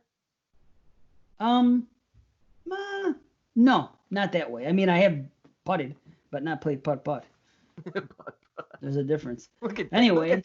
I almost called him Derek. Look at Christian. I just want to putt my fucking self out of here. Okay. Put it out. Putt. We want to put you out too. Yeah. We want to put you out. Whew. Okay, we'll get out of here. Oh, again, I forgot to say thank you again to John Rhodes for Innkeepers. I forgot to mention that at the end. And thank you again to Jonathan for Maniac. So, nice. Yeah, so that's that. Great show. Next show, 111, Stir of Echoes, Jaws, and Atrocious. What an interesting mix of movies. That is the weirdest trio of films ever. Yeah. And the good thing is Atrocious is like 65 minutes long. I know, it's nice and short. Isn't it nice to have like a super short film? Yes, it is. I want to do Treevenge again. I'm looking forward to watching Jaws because I got that 4K now. So yeah, I've been meaning. I gotta get I want the Steelbook. I want the 4K Steelbook. So yes. Okay. Well, let's get out of here. We've overstayed our welcome. Christian certainly has. Yeah. I was asleep a half an hour ago. I'm just. Poor bastard. Okay. All right. We love you guys. Love you a long time. Oh. We'll see. I'm stealing your line.